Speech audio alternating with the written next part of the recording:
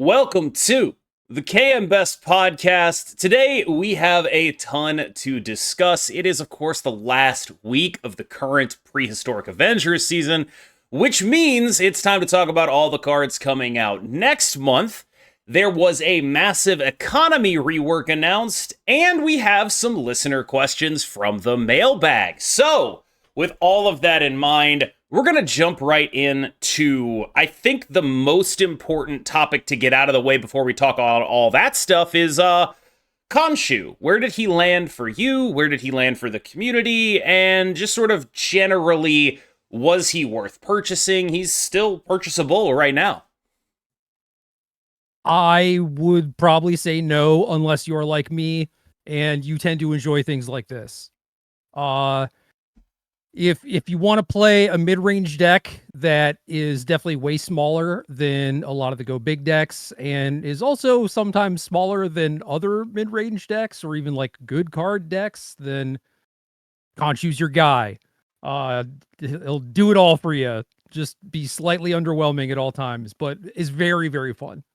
I did hit Infinite this season, and I started from rank 58, and I got Ghost the First Rider out of High Voltage, right? Yeah. That's That's so long ago at this point. I played a lot this month, and a lot of that had to do with Khonshu. I mean, that's primo, right? Like, that's how you know you're getting, like, the high-level Marvel Snap analysis, the incisive gameplay breakdowns that we have come to be known for. At least one of our co-hosts has hit Infinite. So that is, like, this is a very important milestone for the pod. It's not a guarantee, man. It's not. Especially when they have events. Yeah. I used to just do it so easily.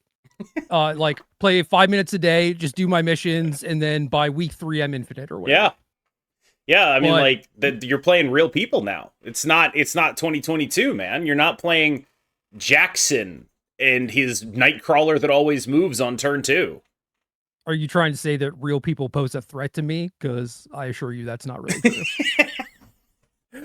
Of course, as always, co-host Gerry Thompson, who I don't think I mentioned in the intro, but if I did, this is just an example of the kind of neurotic that I am, where it's like, well, I don't know if I said his name, so I gotta say it now and like work it in organically.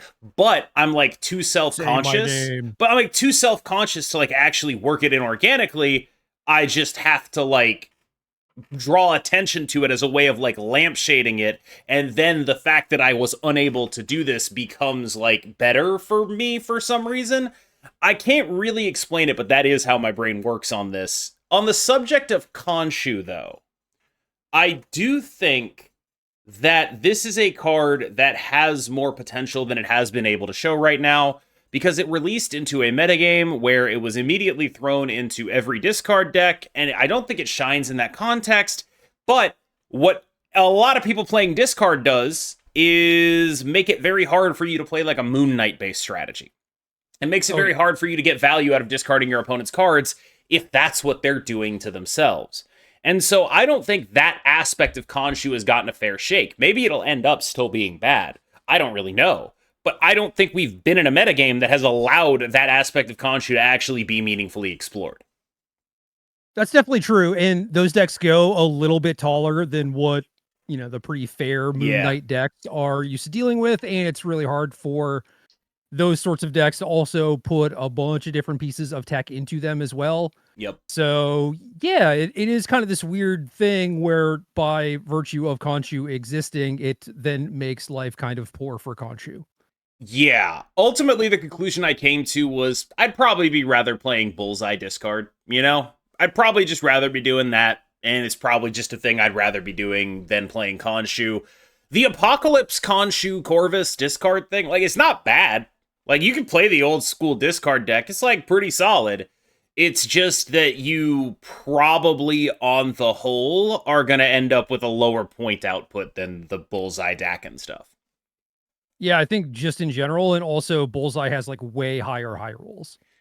Yeah, like it's really that gap, right? Like if you want to look at it as a difference between like high roll deck versus consistent deck, I think you can. The problem is that the Bullseye deck is also pretty consistent. And so it's like it's kind of just like you're kind of the same deck, except sometimes they can do 50 power and you can never do 50 power. Yeah, just the delta on the ceiling is massive, whereas like discard's kind of capped, you Yeah. know. But the bullseye deck with Frigga in the mix and everything, not so much. I will say, I've been catching up on my comic reading lately. I just finished the Fall of X thing. And throughout the Krakoa era, Apocalypse has become like a more nuanced and I guess gray character in general. I came away from it thinking like, you know what, like I don't really love my guy Apocalypse, but he's a lot cooler now in this Krakoan era where like the way they refer to him is like an A bolded in brackets with like 3 dots on either side of it. Like that's his actual name. Like that's just how he is referred to. Like it's just cool. Like he is just cool. And so like I like seeing him around. He was the first card in Marvel Snap I ever really fell in love with. I was like, this is awesome. This is a design home run, literally heralding his own presence at the end of the game. It's so sick. I think there's still room in that space for them to mess around there. He, unfortunately, is just like a big stat stick that is too often comboed with Dracula to actually see the board on his own merit. I think that's the only flavor with him. But I'm glad that he's around. I just don't think that if I were optimizing for win rate, I'd be playing him. Yeah, if Dracula were one of the horsemen, I think it would be a fine flavor win. Just unfortunate how it all ended up working out, but Yeah. still overall, yeah, very cool card, Apocalypse. And I'll take your word for it. I haven't read those comics. I just know him as like fairly one-dimensional, like OG mutant. I want to kill everything, and it's like Yeah, it really, like, what the comics do for him is contextualize this by saying that, like, hey man, he literally grew up in the Bronze Age. Like, they actually have a character say that to him at the end of this book, which is like, you don't know any other method for improving our species' lot in life than conflict. You grew up in the Bronze Age. Of course you think of these things the way a warlord thinks of these things. How could you not? you don't adjust with the times. You don't learn anything in 5,000 years or whatever. Like, come on. He seems like pretty fundamentally incapable of learning, just like as a character. Like that is like sort of his thing, where it's like he's so far removed from like being a human being at this point, where he's Yeah, closer to like fair. like he's genuinely closer to, not necessarily like literally, but in terms of like how he's portrayed. He's like more like a deity than anything else. Like he is Yeah. this, and like he can express it in different ways, but the is always going to be. I was gonna say he is more akin to a dumbass like Thor or whatever Yes. than anything else. Yeah. Yeah, he's more like that, where it's just like there is a certain essence to him that he cannot be other than. Or like a billionaire. You know, a Nepo baby. I Can't mean, really relate to the normies. Kinda, yes. I guess you could look at him as like some sort of, you know, my goals are the correct future for mutant kind, and I don't really care who I hurt to get there. You could see him running Doge, you know? Like you could see, yeah, I could see that. I mean, it'd be a lot. I do think Apocalypse would be above faking being a gamer. You know? Like I do think he'd be above that. I would think so too. Yeah. I strongly suspect especially Apocalypse would repeatedly. actually be very good at games, but would think they are beneath him. Oh yeah. Yeah. He would just like, you know, zap all the people in the lobby. You know, he would just melt them. Yeah. Yeah. So, some kid says he's gonna F Apocalypse's mom or whatever. That kid's dead. I'm sorry. Yeah, like he just like teleports in. Presumably he can do that. I don't really know. His power set is wildly undefined. Like it's just if you go look through the wiki for what his power set is and has been at various times, it's just a bunch of stuff, and it's basically just like he's the bad guy. He can do whatever he wants, whatever's necessary for the story to progress. It's fine. Like or he finds a mutant that does it and takes their power, right? Like I don't even think he does that, but I'm sure if they wanted him to do that, he could do that. Like that's not like a big thing in what he's doing right now. He just is strong as hell. yeah, I mean now he is. I thought that used to be a thing. Maybe this was like in the cartoon or something. I just remember him trying to, I don't know, like steal Professor X's soul or something. That sounds like the kind of shenanigan that he would get up to. I think in the movie they had him like he needs to be reincarnated in different bodies or whatever, something along those lines, where it was like they're just doing a thing. I don't know. I think it was that, and then he gets their power on top of something like that. Which his power set is so wide. Like he's got like all these weird techno implants. I looked this up because I cared when I first started doing Marvel Snap stuff. Was what the hell are those like wires on his arms for? Nothing. They're pure flare. They do not carry a fluid. They're just there to look cool. Classic it's 90s like, design. Yeah, it's the emo kids with the baggy pants and just like the flaps on, or the kind of like dangly strings. Whatever. Everybody's got to look like Spawn or Venom or whatever. Yes. And it's just like... Dude. We got some stuff. Here's some stuff. Like got some dangly bits. We put some stuff on him. But yeah, like Apocalypse is a character I really like, so I'm glad to see him around. Khonshu, not a character I particularly care for. I do enjoy Moon Knight. But I will say I do feel like Khonshu has only shown X amount of his potential here, and that's not necessarily because like I feel like when people say that a lot, what they mean is, oh, he'll definitely be good in the future. But potential is still potential, right? Like, it's not... This hasn't been explored, but that's not a guarantee that it's gonna be good, you know? Like, it's just an avenue that hasn't been taken because of metagame constraints. It's not like saying, oh, Khonshu is definitely going to be better than he is now, because adding a mildly unplayable deck to what he is now doesn't really move the needle. Yeah, here's the Glaff half full version of the Glaff half full. Glaff has full, dude. I'm tired, man. That's a sick podcast name, actually. It's been a week, been a month. It's been a decade. You know? I think that might be the title, like the episode title. Yeah, that's fine. Yeah, continue. It just looks like you fell asleep while you were like. Yeah, it looks like I had a stroke while typing. Yeah, like yeah, it's a risk. Anyway, the glass half full version is that hey, your card's not getting nerfed if you did buy it. Yeah, he got that going for you. That dude is not getting nerfed. Speaking of nerfs, I guess there is a secret hidden other thing we have to talk about. Nerf Iron Patriot now only 3 cost, which someone in our comments, last video, spoiler, we'll get to that later, but did say, would it really kill Iron Patriot to go from -4 to -3? Answer, no, not at all. He's totally fine. Galacta lost a point of power, probably long overdue. Both of those cards... Like, one of the cool things about Marvel Snap is sometimes they'll make a balance change to, like, a good deck that affects it on the margins, and people will react by just being like, screw this, I'm playing RSM until someone proves me wrong. Just like, after a balance change like this, everyone will, like, a bunch of people will just be like, okay, so here's the deal. I don't want to actually dive into figuring out what I should be playing. I'm just going to go play RSM until something starts beating me consistently, and then I'll go play that thing. And that's kind of what the metagame is right now.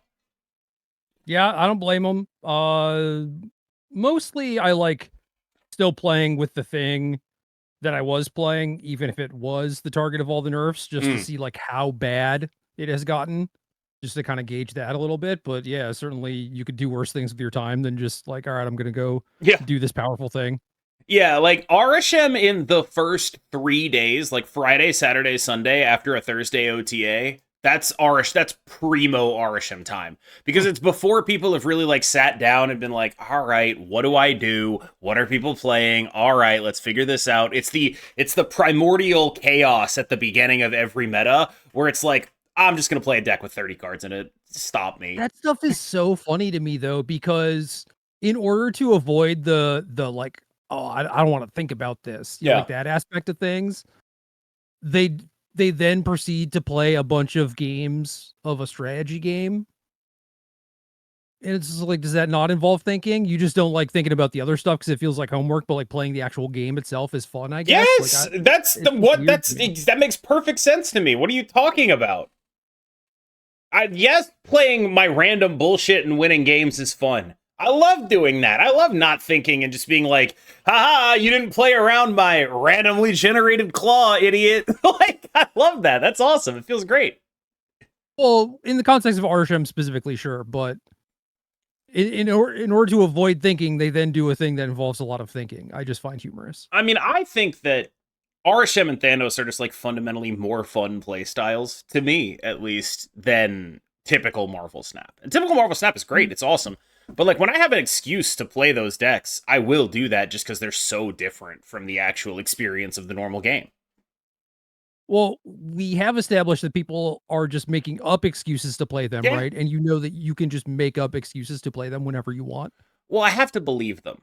I can't gaslight myself very well, you know?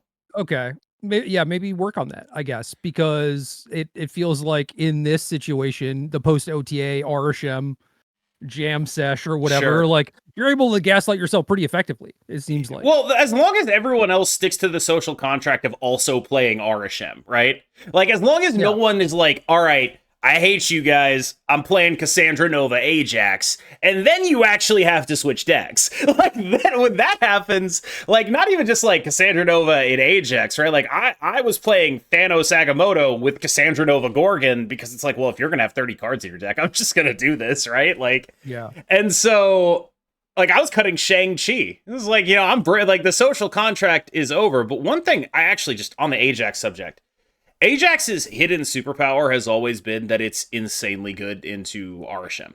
I don't know if people realize that, but like that's kind of always been like Ajax's thing, is that it's just really, really strong into Arishem because the Ajax is on the board and it can just solo a lane, and they have to answer it like reactively or on that turn. And it's not something that gets very easily Goliath. And you are very easily able to, like, even before Diamondback with like Cassandra Nova or whatever, with just like stats in other lanes, you can cheat more energy with like your ancient venom, with like your anti-venom than Arishem is cheating the entire game some of the time. And so like you could just like between US Agent and Ajax and like hazmat stuff, it's just like a deck that has always just been like really, really strong into Arishem. But luckily nobody's playing it right now, so I don't have to deal with that.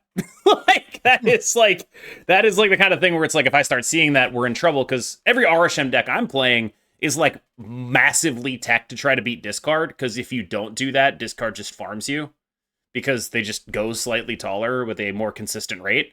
So you just have like Arishem decks that are just like loaded up with like Enchantress and Red Guardian and Lady Deathstrike, and it's like all of your cards are not going to work anymore. It's just not happening. Yeah. I mean, I did see that you put the Ajax stuff like at the bottom of your Twitter post. You're just like, well, I'm obligated to post about this, but like, please don't anyone listen. Don't ruin the social fabric, okay? Don't take a hazmat to the social fabric and start playing a deck that's actually good against someone who's playing a freaking Hearthstone deck against you, okay? Don't do that, all right? That would be rude and mean and would almost certainly work. Yeah, all those things. You got it. Yep. I would like to talk about Sam Wilson in the context of the nerfs these other cards just ate. Yeah, good.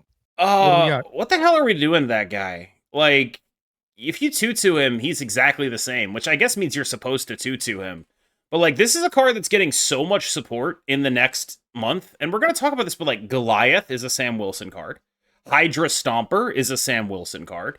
I wouldn't be surprised if Strange Supreme and Kohori ended up being Sam Wilson cards. And so it's like, this is a card that's already in a dominant position in terms of play rate that maybe half, if not more, of the cards coming out next month go really well with this guy. And so what's the deal here? Like, what are we like? Is this card just like, are we just gonna have to like sit and is he a permanent fixture? Like, what would actually change this? Because I feel like what's gonna happen is people are gonna be like, well, they nerfed everything around him. I don't know if he's justifying a nerf on his own. Maybe he's like a safe place for this to do it, but I don't think 2/2 changes any of the fundamentals here. Well, here's the thing is that he is a card that has a bunch of different hooks, right? Yeah. Like there's ongoing stuff, there's move stuff, there's I just made a free piece of cardboard for you stuff. And I don't think that. I mean, maybe some of these cards are specifically targeted for helping him or them helping each other reciprocally or whatever, but I think it just ends up being where like a lot of cards are just generally going to have these hooks. I don't think it is a thing that is unique to this season necessarily. It could even just be next season. It's like, oh, all these cards are really good with Sam. And it's like, no, Sam is just really good with cards. Yeah. Yeah, there kind of is that where it's just like his fingers are in so many pies that like you to him, and I don't even feel like it changes a single thing. Which I guess that this is, to be clear, an argument to him. Like, they should probably just do that, right? But it's also just like, I don't think that's changing much about the fundamentals of this card, which is this, for the low price of playing Angela in your deck, basically, you get a free ongoing guy. His fail case is you never draw him, and you get an infinite amount of reward for 0 energy for never drawing him. And if you do draw him, his success case is he's the best scaling 2 in the game.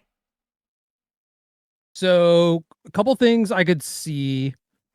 One is, I don't know if this is better or worse or different or what, where it's like the shield doesn't start in play, it starts in your hand and it has some sort of cost. Ooh. But if you make it 1, you just delete Quicksilver. If you make it 2, it's like pretty clunky and bad. Yeah. I could see a world where you make the shield 2 and then you make Sam 1 or something. That'd be maybe kind of weird. I don't know. Like, you're still getting a free piece of cardboard, but it doesn't just like immediately start in play. What if like you have to actually spend some turns? I actually kind of like the just make Sam 1. Just be like Killmonger him. Literally just make him 1. Could be that. Like, that would actually, I'm not saying that would solve everything, because like people would be like, oh my god, you buffed him. But like, just being able to be like, hey, you invested in this scaler and it's totally gone now. I kind of think that's relevant. Well, invested. I mean, how much did you do? Like, you drew the Sam, you spent 1 energy. You're counting on the points being there, though. You are, but after you spend the 3 energy, all you're doing is just clicking a card back and forth, you know? Like, there is no real investment there. So the other thing is, like, I would want to keep the fun aspect of the card, or whatever the funnest aspect is. And to me, that is the shield thing. Just like the shield, moving around, pumping Sam, pumping Captain America, if you are doing like a hardcore actual ongoing thing. I think that is super fun. I think if you reduce that to just be like, oh, only gives +1 or whatever, like, that takes a lot of fun out of the card. And so I would want to find a different way to adjust it, which maybe is the like 1 cost Sam, 2 cost shield, or like even just keeping Sam at 2, shield at 2. I don't know.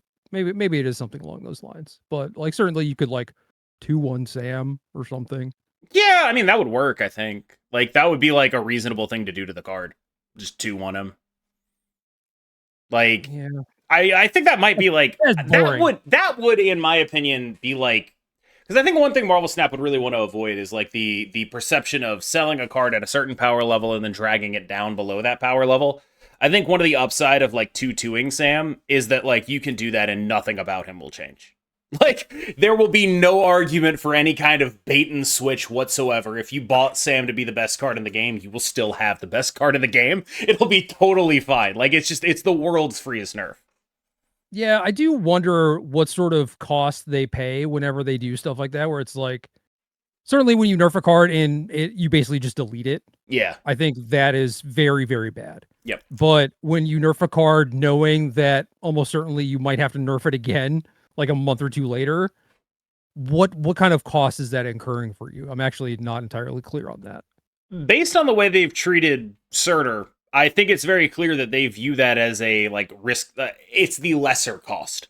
Like, they would rather take multiple swings at it to bring him into line than overdo it in the first case.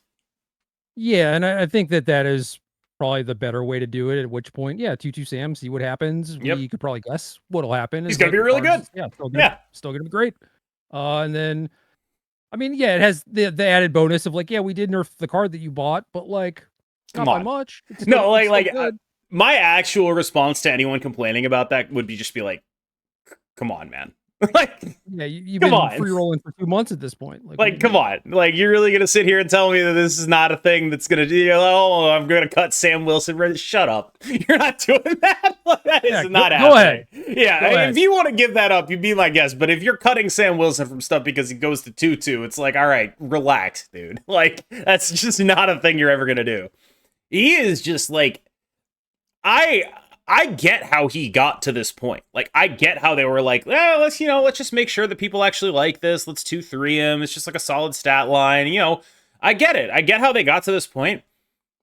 The hidden stuff about Sam that isn't in stats is, I think, his real value. Like, No, it is, man, for sure. like that's really the thing with him, where it's like, oh, I just randomly win. Like, there are like 3 locations. You're just like, oh, Sam means I win that. I just have that and that means I win. Or like the way he protects you from Red Guardian, or just moving stuff around to prevent clogs or things of that nature, especially in a Winds of Watum world, right? Like, the fact that you can use it to images of icon, the fact that you can use it to make sure all the damage from a scream goes on it, and then images of icon it. Like, that whole play line is just like, that's incredibly powerful. And it's just like not the kind of thing I can reasonably expect you to catch. Where it's just like, No. I don't think you can reasonably predict a metagame and build these decks and like game that out. I just don't think you can reasonably be like, oh, okay, that's obviously going to happen. So like, I totally get it. But he is, I feel like, by leaps and bounds, the best card in the game right now. By a large margin. Which is so weird because, like, I agree with you, but even I think if you asked me, I wouldn't have necessarily answered that. Yeah. At least like pre-nerf, because it was like Iron Patriot was so powerful and so flashy, obviously. Yes. In so many cases, whereas Sam is very much like the kind of like small incremental and like sneaky advantage where, yeah, you're probably right, but I'd still, like, my brain is automatically going to be like, oh, I remember that time that I got a 4 I got a and I won a location yeah. and it was a 0 Yeah. and then I forget it or whatever, you know? Yeah, like with Sam, it's just like, he's just like, you put him in your deck and it is like, you just baseline have a 55% win rate. Like, you put him in your deck and like, it's not like none of the other decisions you make matter.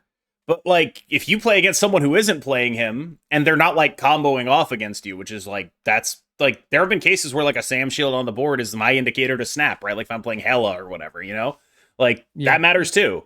But it's also just like, this card is just like far and away the card. It's like if Angela was also Patches the Pirate.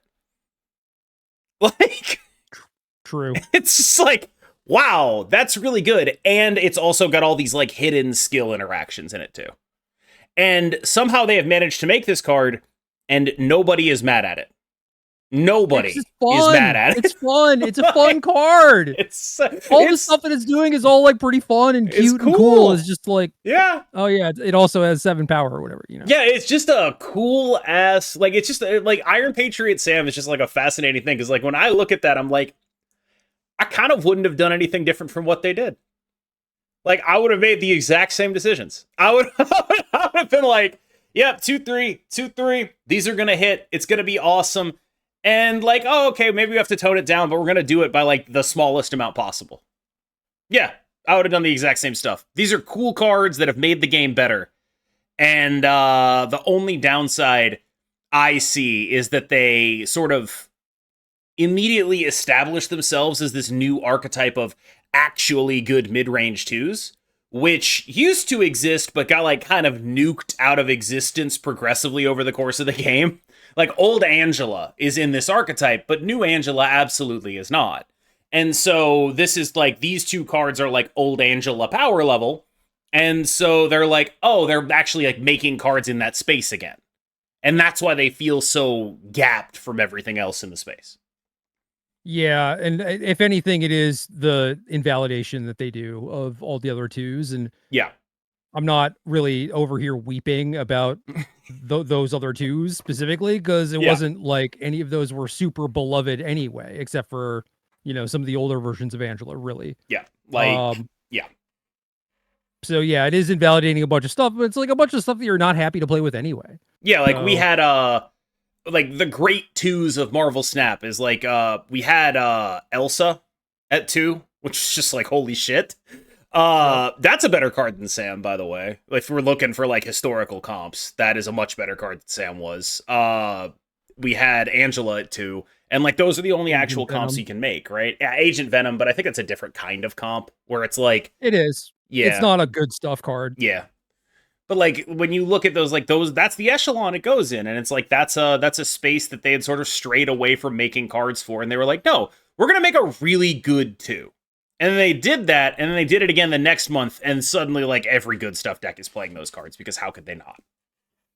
Yeah, I mean, you need stuff at that spot on the curve, like your Yeah. deck may or may not play some 1s, but you're gonna play some 2s almost certainly. And I don't know, man. I like sitting down to build a deck and not being sad about like, oh, I'm like Yeah, I gotta really play some lacking in this garbage, department yeah. or whatever. Yeah.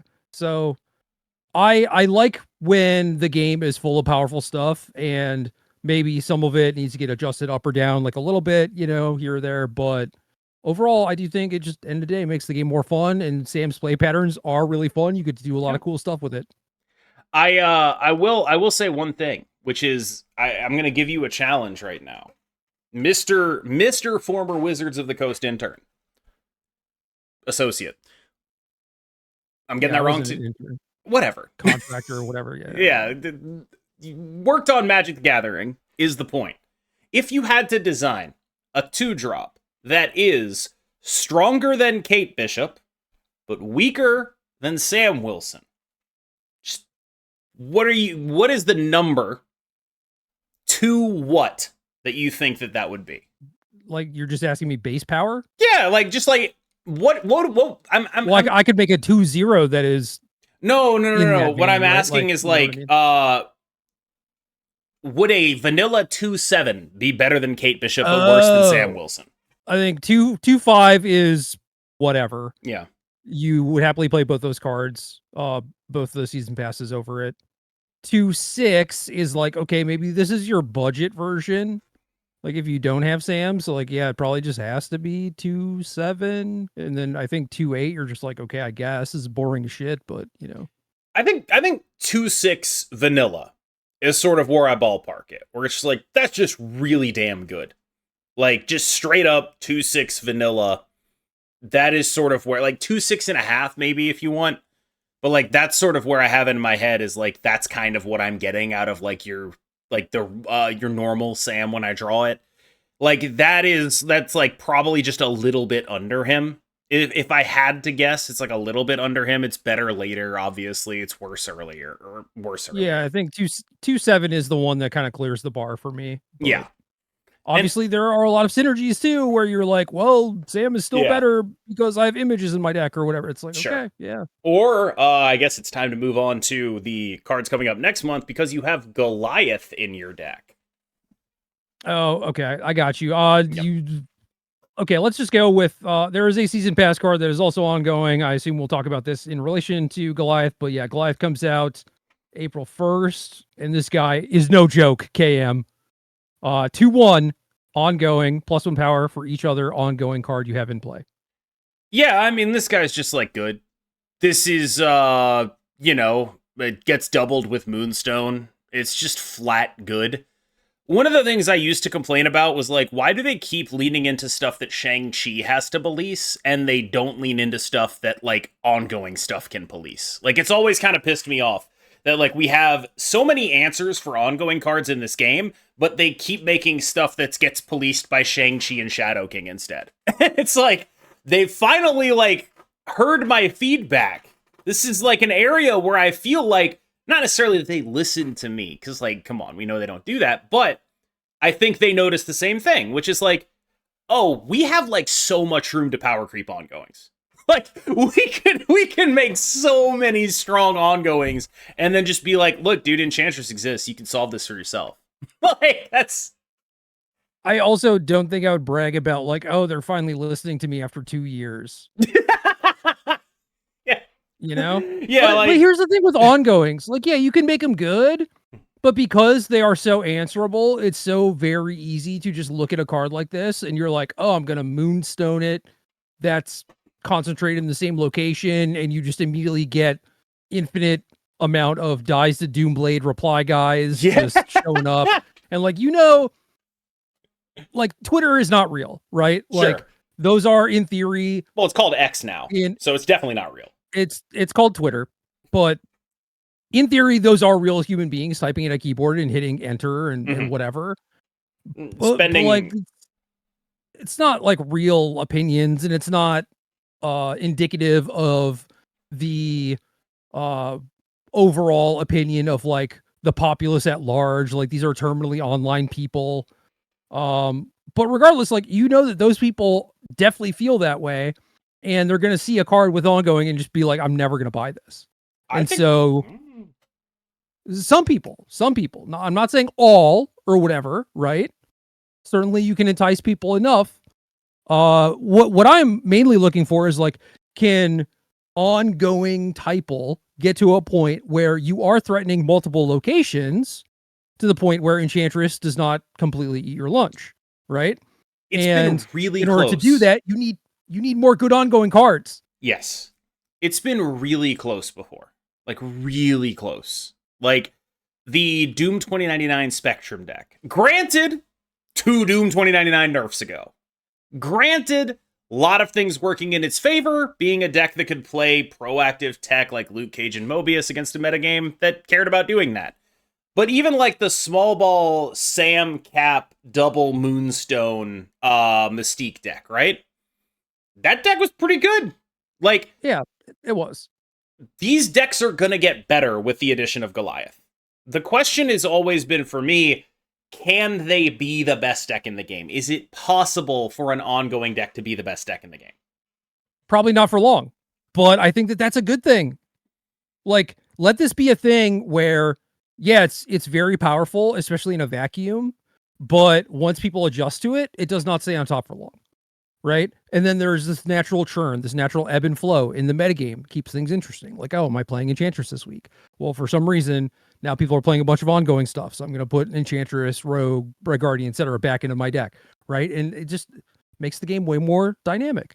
It's fun. The actual season pass card for the month is Captain Carter 4/3 ongoing. Add this card's power to your back row cards here. Can't add to itself. So in theory, she can be in the back row, but you're not getting as much value from her.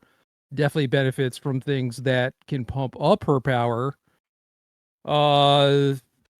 Seems like potentially a lot of output. Like you Galacta this thing, right? Yeah. And 18? Clean 18.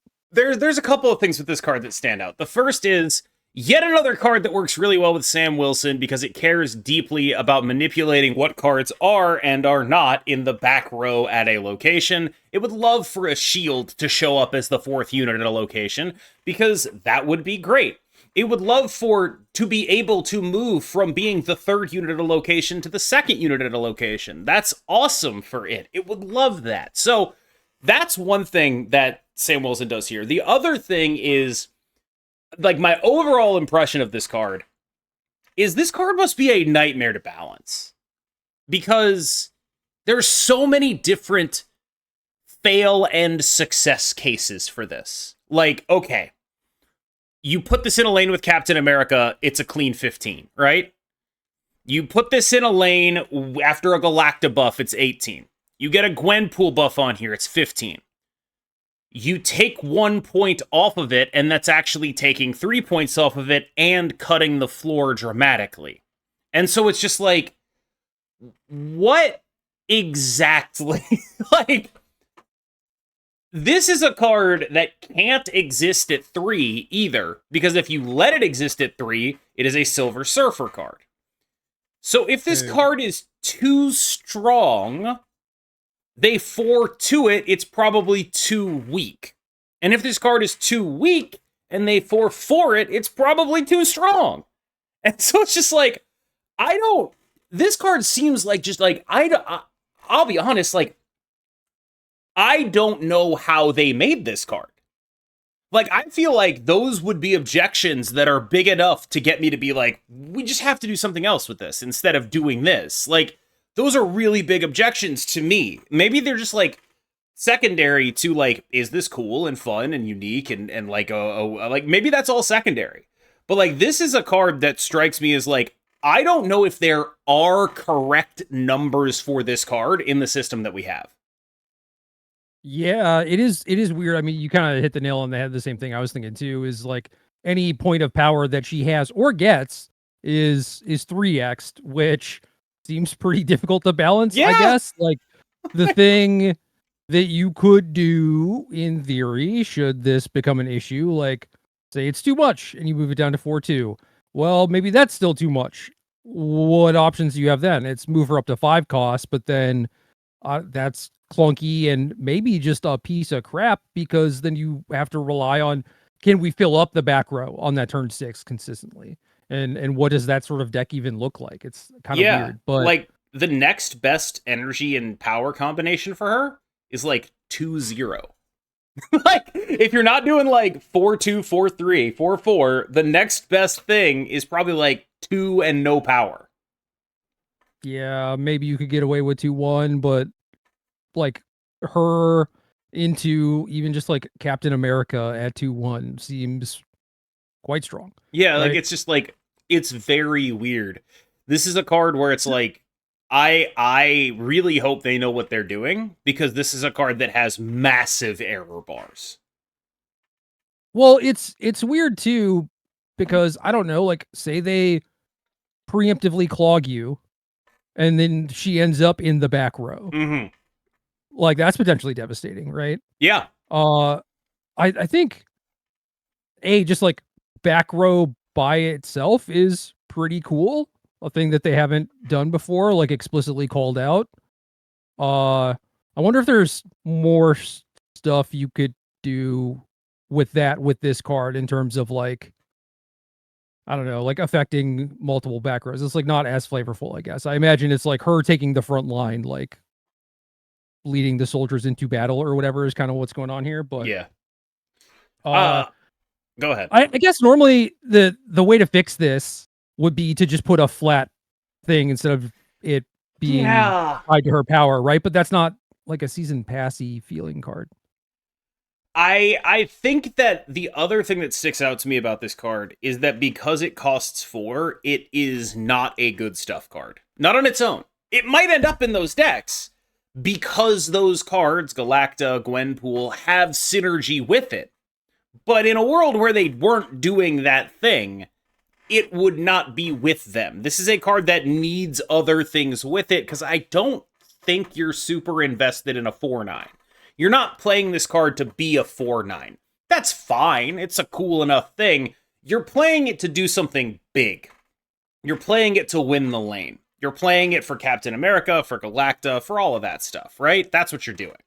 And so this is a card that could end up as part of that core, but would denote like a move away from it just being good stuff. Like that is a synergy thing you're doing at that point. If you're playing this deck, you're playing a synergy deck. It's no longer like, you're no longer doing that. You're like, you might be a Mr. Sinister deck at that point. Like, you might be doing actual stuff. Like, you might legitimately care about filling up the board and all of that stuff. You might be that. And it looks like a good cards deck, but it's actually, like, big number. That said, card that just locks the shit out of one lane and then lets you juggernaut another lane, I mean, like, that's a pretty good card to be.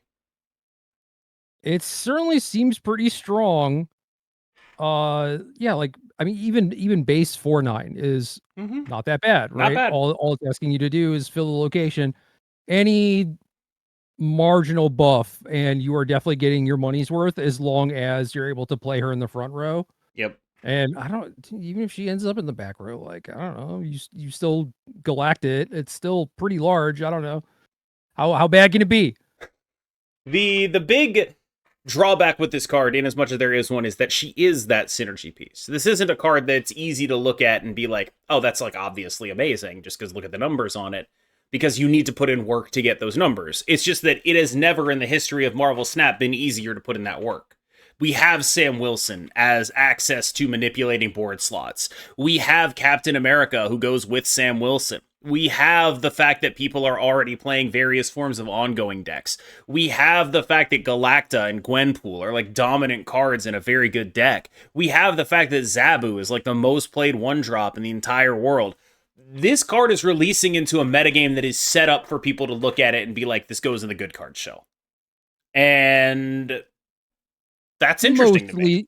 You can be mostly good cards, I think. But yeah, you do have to lean a little bit into her direction, which should not be the worst thing. So I could imagine there being the hardcore ongoing deck where it's like you Moonstone one location, you Captain Carter another, hello and good luck, that sort of thing. Or yeah, you could do the Juggernaut plus Captain Carter. But like either way, you are probably going to want, Captain America to go with her or whatever. And yeah, that's going to eat into your like good card slots for sure. Like, what are you looking at? 4-drops at that point? Galacta, Gwenpool, Captain Carter, Shang-Chi? It's kind of a lot. Yeah. So either you cut Shangers or you cut Gwenpool, like Captain Carter just becomes the new Gwenpool sort of thing, which is probably fine. I think you might end up cutting Agamotto. Like, also fine. It is kind of funny to like images this though. Yeah, I don't know how that's gonna work. That seems bizarre. But like one at the 2 and one at the 3. It's just like that doesn't make any sense to me. Oh god. I think my brain just broke from I don't want to think about it. It's like the location that gives its power to everything else, right? Right? It's just like it's just left or right. It's right? some number. And that's it. it's a number. It's a big number. I don't really care. But it's probably a lot. Yeah. And so like that is like this is a ceiling play in the same way Agamotto is, where it's just like this is here because it lets you do something stupid. And at a 4, it works way better with Zabu. I can tell you that much. So there's that. Yes. Wait. Hold. Holding. Question. Yes. Holding.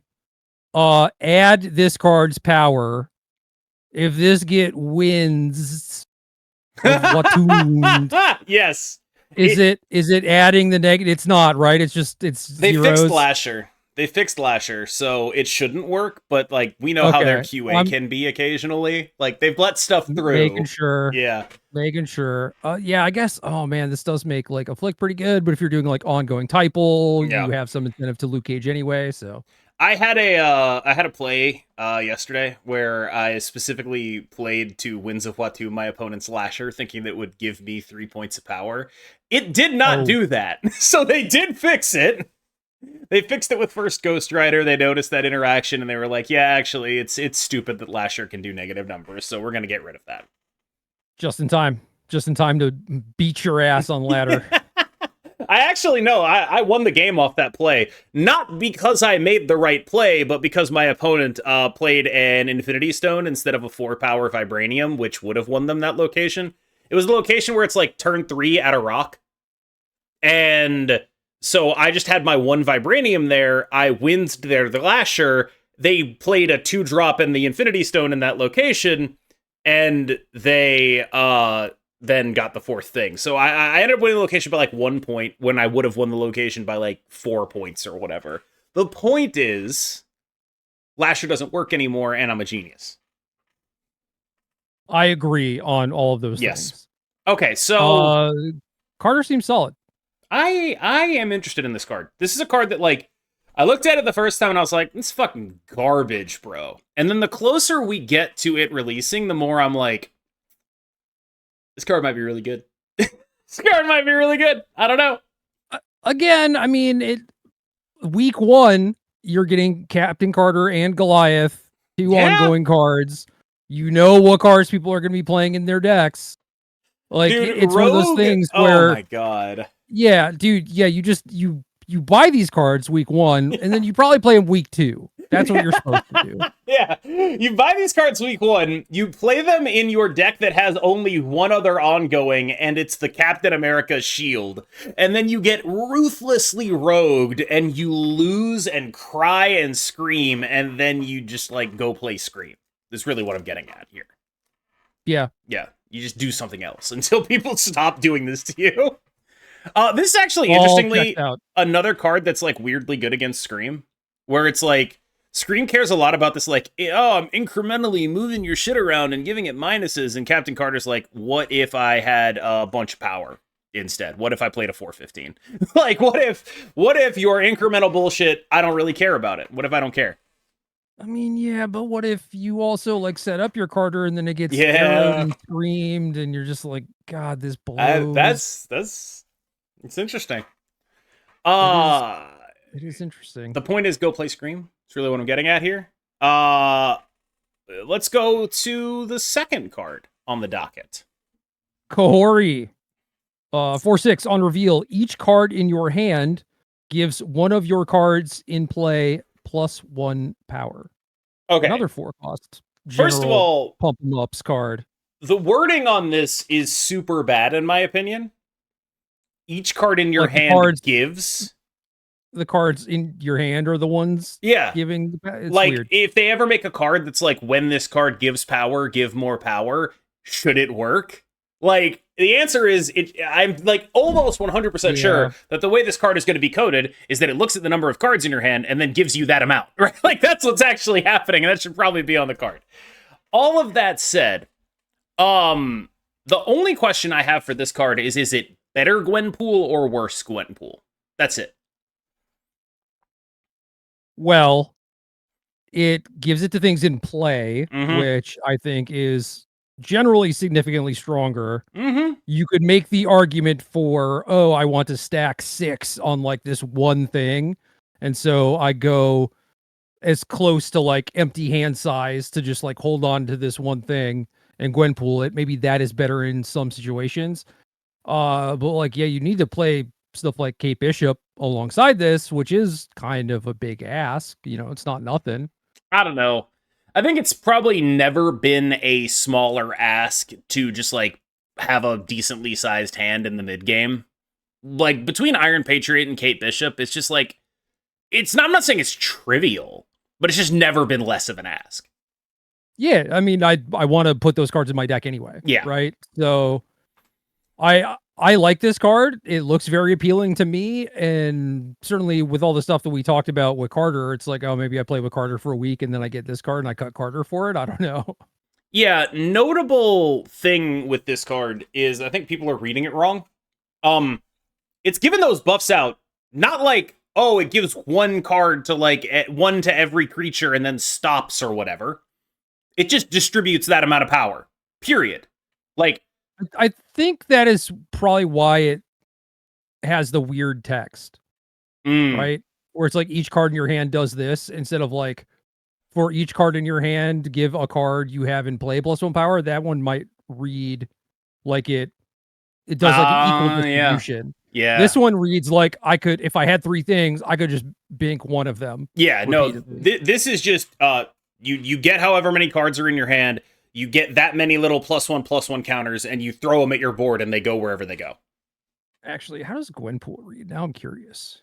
The interesting thing about Gwenpool, I think, is that Gwenpool's gotten a lot more targeted in a pretty secret way, because it is played mostly in these Agamotto decks, and that means that you are much more able to like know what's going to be hit by the Gwenpool, because there are going to be like 2 cards in your hand that Gwenpool can't hit a lot of the time. That said, I think a lot of the time when I play Gwenpool, I'm not really ever getting the full 6 out of her. Like, it's pretty rare that I get the full 6 out of a Gwenpool, because I just have other priorities. Okay. So check this. Gwenpool reads, pick a random character in your hand 3 times, give +2 power each time. Kohori could be... Yeah, pick a random character on the board every time for a card in your hand or whatever. Yeah, do they have just like words for in play on your side? I don't know. Like clean words? I don't know.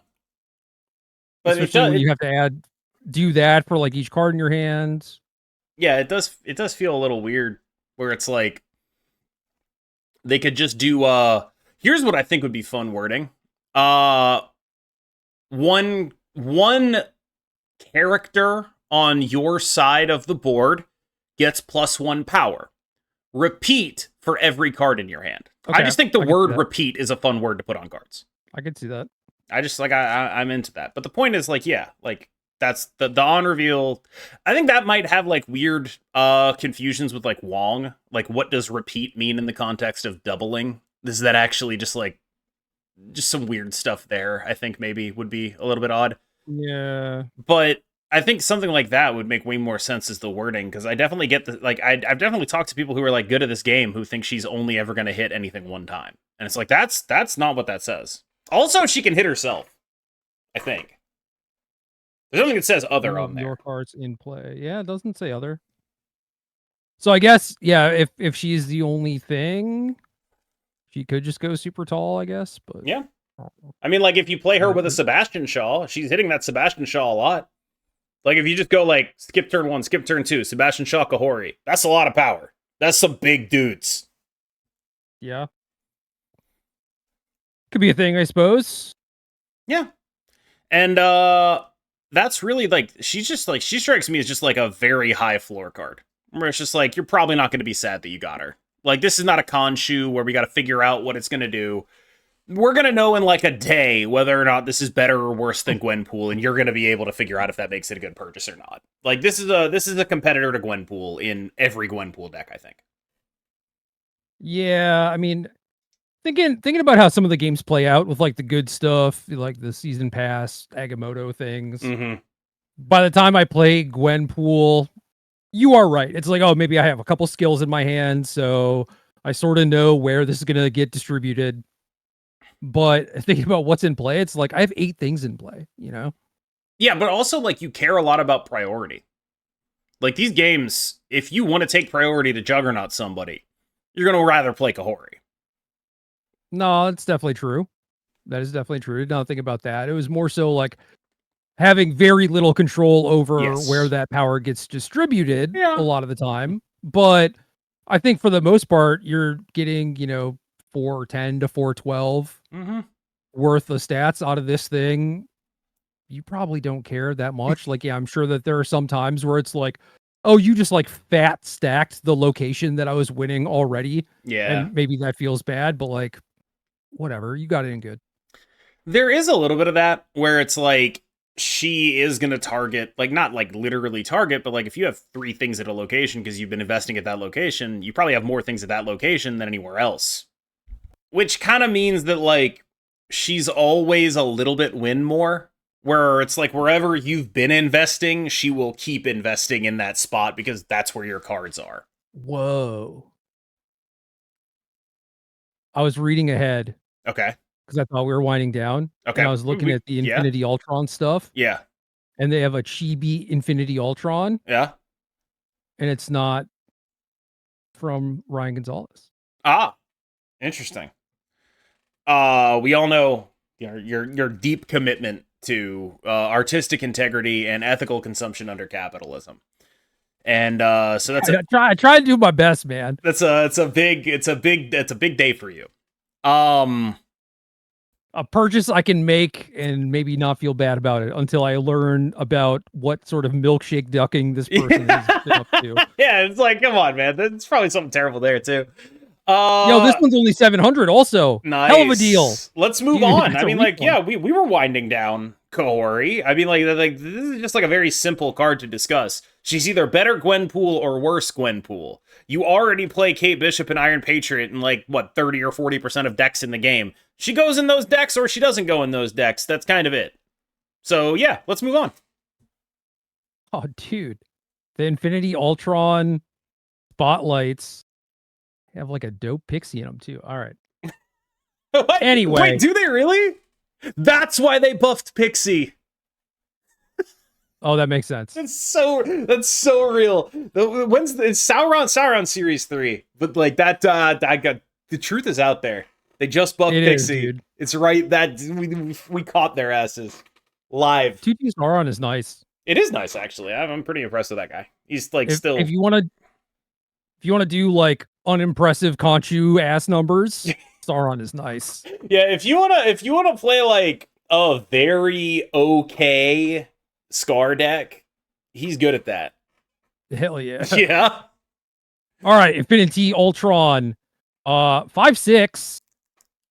On reveal, add 2 of Ultron's Infinity Stones to your hand. Or no, yeah, 2 of Ultron's stones to your hand. Yeah, I wanted to. I'm going to stop you there because much like Bolts of Balthak, I think we might have another situation where the only way the community is going to refer to this guy is testicular based, where he's just like, "Hey, where am I need my Ultron balls." Like, I can see that very easily becoming a thing. Oh, you purchased Infinity Ultron? How is he? Well, he's the stones. Oh, see, that's crazy because I mean, nobody in our audience knows what that means. Like, no one in 20 years has called anything the Stones, Jerry. Like, No one played poker in the Chris Moneymaker era. yeah, like it's not 2007. It is like very distinctly not that anymore. Dude, every day I wake up and I feel like it's 2007. But also my brain is very broken, so Yeah, I mean, I wish you were wearing something more expressive because, like, the good joke response there would be like, every day you wake up and dress like it's 2007. But you're just normally today. And, like, there's no, like, hair hanging down here. There's no, like, bandana and trench coat. None of it. I do have a Volcom hat on. That's number one. I am wearing cargo shorts, which last time I wore these in public, I did get made fun of specifically for being a 90s kid. That will do it. I'm wearing like a pajama. Buy another 90s kid. So like whatever. But anyway, first stone is the Ultron Space Stone _ logo. 3/4 on reveal. Move the lowest power enemy card here to the location of Infinity Ultron. Little scream hook, I guess. I feel like I want to make a Charlie from Always Sunny style board connecting all of these different stones together because it seems very clear to me that there's like each stone hooks into the other stones. Then that's cool. Okay. That's like cool design, but they don't all hook into each other. This one is part of a package that I sort of contextualize in my head as like it's the ones that key off Infinity Ultron's power doubling. So what you're doing with this one is doubling Infinity Ultron's power, which I think the Power Stone does that. That would make sense. I'm not positive. And then sending something to his location where it will presumably lose. That's the hook that I see there. That's like, well, like there's various 2-card combinations built into all these stones. On the other hand, Infinity Ultron has 6 power, and this moves the lowest powered enemy card here. Yeah. Most of which are probably going to lose. Yeah. But anyway, Ultron Reality Stone, 3/1 on reveal. Add a drone here. Set its power to Infinity Ultron's. Same hook with the Power Stone. Where like this is just you get a 3/1 and a what are the drones? They're ones? They're ones. Assuming like they're the same drones as like the current Ultron drones, which they should be because that's awesome. I would assume. Oh yeah, and then scroll down. I see the references. It does have that, but like obviously that could change. Mm-hmm. I'll just skip ahead to the Power Stone. Yeah. 3/2 on reveal. Double Infinity and Ultron's power. Galactic that. The Ultron, I mean, not exactly the Power Stone. Yes. The Ultron Time Stone, 3/1 on reveal. Put a card from your hand here. Yeah, this is just like they were just like, we just want something this is like the Nico equivalent of like the Nico Destroy and Draw 2. Where it's just like, yeah, if you get this, like, you know, 75% of the time, you're just gonna be mad. Like it's turn 6 and you get this and you're just like, that does nothing for me. But like sometimes here's some really dumb stuff, you know? Here's some real dumb stuff. I mean, it's not bad. It's just I foresee it most of the time being bad, but in theory, if your hand is like all big stuff, it's like, okay, now you're cooking. Now this is just like the add a drone here kind of thing. Like it's just a big guy. Yeah, like it's like your own little Eson. Could be anything. Yeah, could even be an Eson. Ultron Mind Stone 3/2 ongoing. Your on reveal abilities happen here twice. I think this one, like people look at this and they're like, I know what this means. This means I should be a Silver Surfer deck. I'm gonna play Ultron. These are all 3, and I'm gonna get 2 Silver Surfer triggers. And it's like, I mean, maybe, but honestly, when's the last time 2 Silver Surfer triggers was actually the reason to play Silver Surfer? Let's be honest about what Silver Surfer is doing right now. What it's doing is being a Galacta Juggernaut Season Pass deck. When's the last time you were actually like, okay, my turn 6, it's 2 Silver Surfers. I feel great about that. Now, the time is now, because we have Infinity Ultron. Of course, yes. You know what 2 Silver Surfers is? The stones. Anyway. Stones. Can we hold on. We need to explain the etymology here. Because it's like, you think there's like one balls joke being made here, but the stones is short for like the stone cold nuts. So there's just like multiple layers of balls jokes being made here that are being shortcutted by the fact that no one has said anything like this since the Bush administration. Yeah. It was, like, pocket aces is the nuts. That became the stones. The stone nuts. Yes. The stone nuts. Yep. The literal nuts, as it were. Mm-hmm. And that got adopted to Magic players. And at some point, it got merged with the Blade, which was also kind of like the same thing, like the stones. And then it became the Stone Blade, is like the best thing ever. And then there's a card called Stoneforge Mystic, and then they called that the Stone Blade.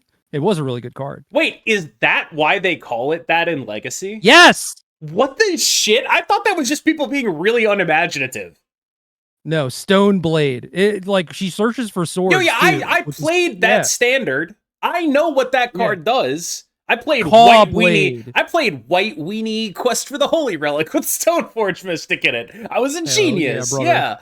But yeah, like that Ornithopter gamer, rise up. I have always been an Ornithopter gamer. Ornithopter Memnite, that's my shit right there. Kuldotha Rebirth. Oh god, yes.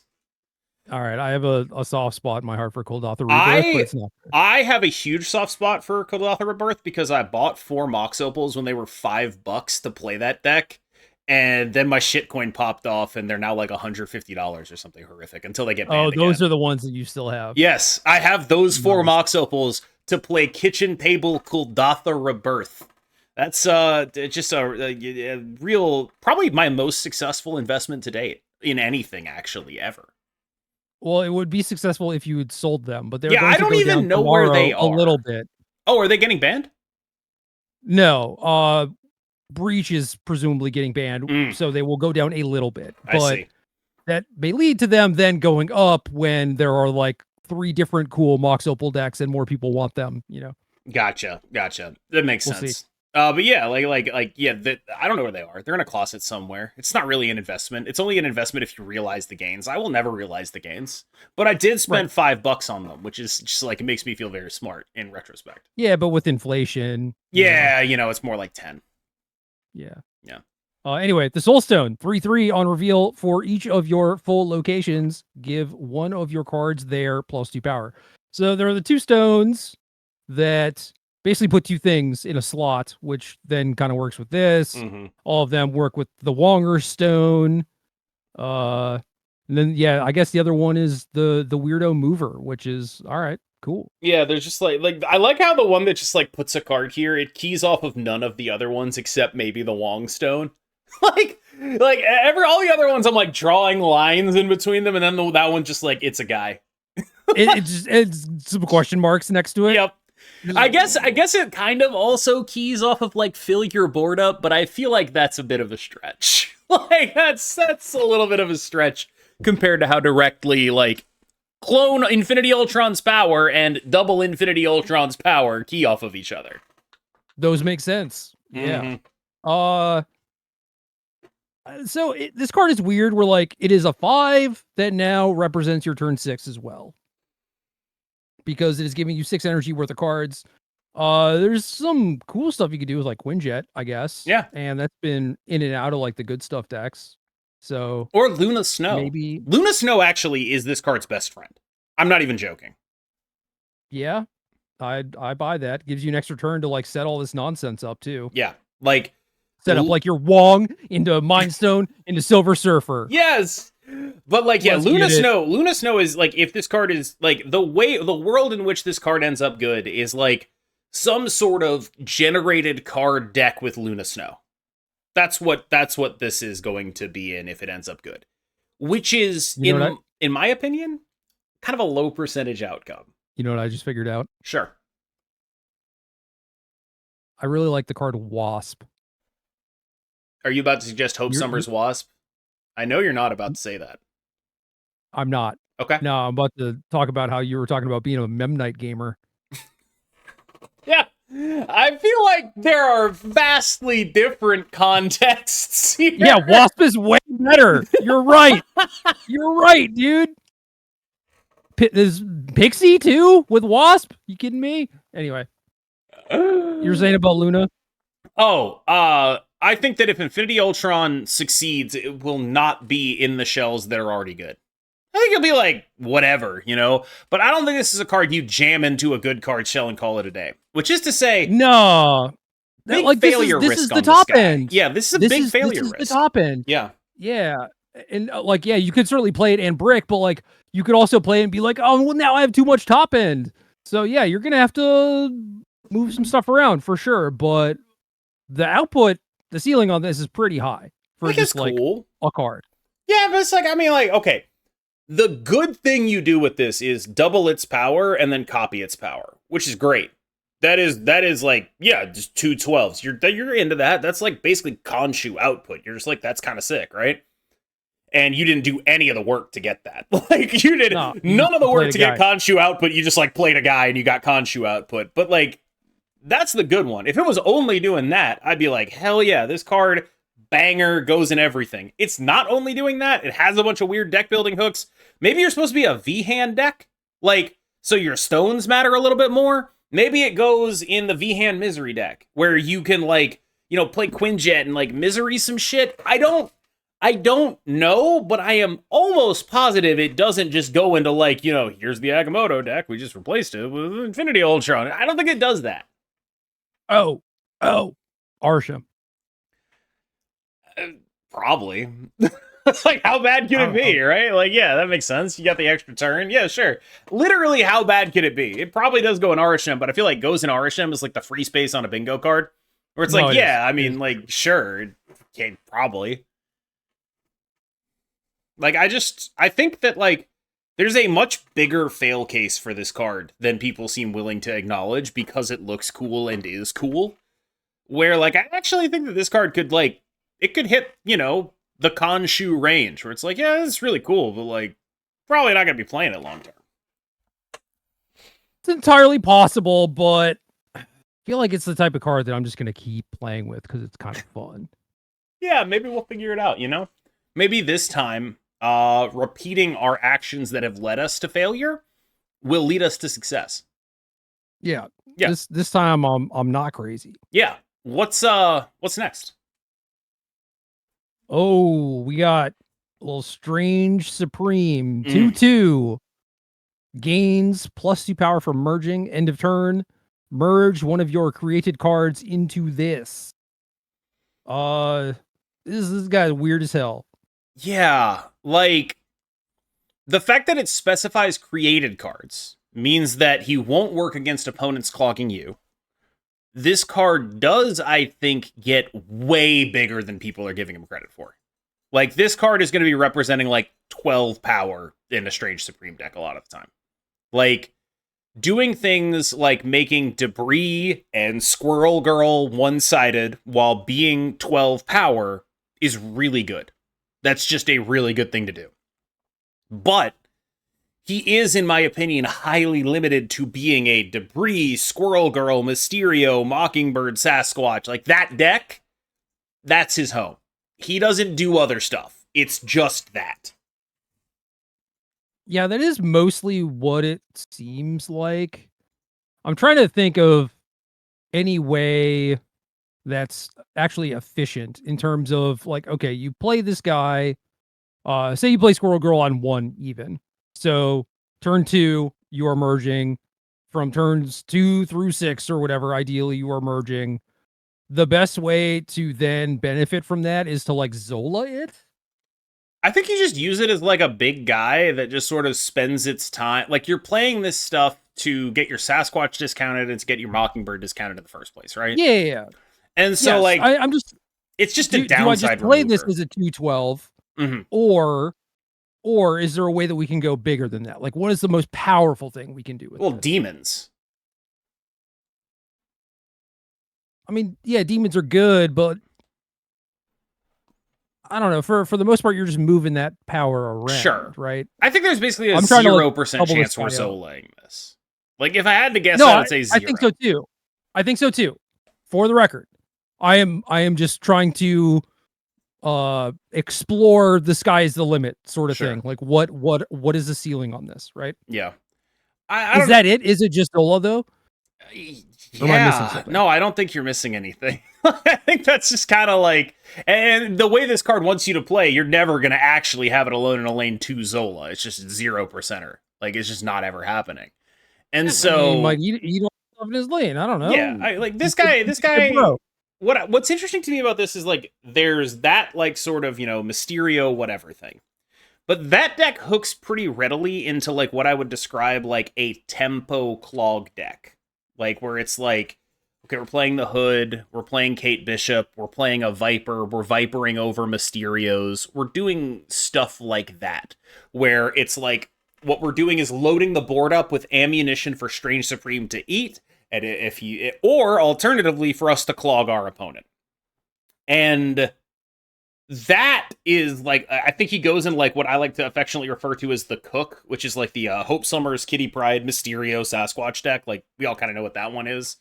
He goes in that, and I think he goes in maybe some sort of like semi-clog package that goes in that deck. That makes sense to me. Yep. Does he do literally anything else?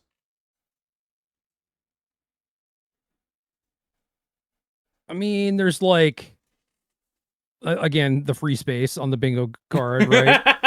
and I also see a world where it's like, all right, yeah, technically he quote unquote works with RSM, but does he just end up like boning you the majority of the time? He's just like he's really good if you get a bunch of honor reveals, and really bad if you get a bunch of ongoings.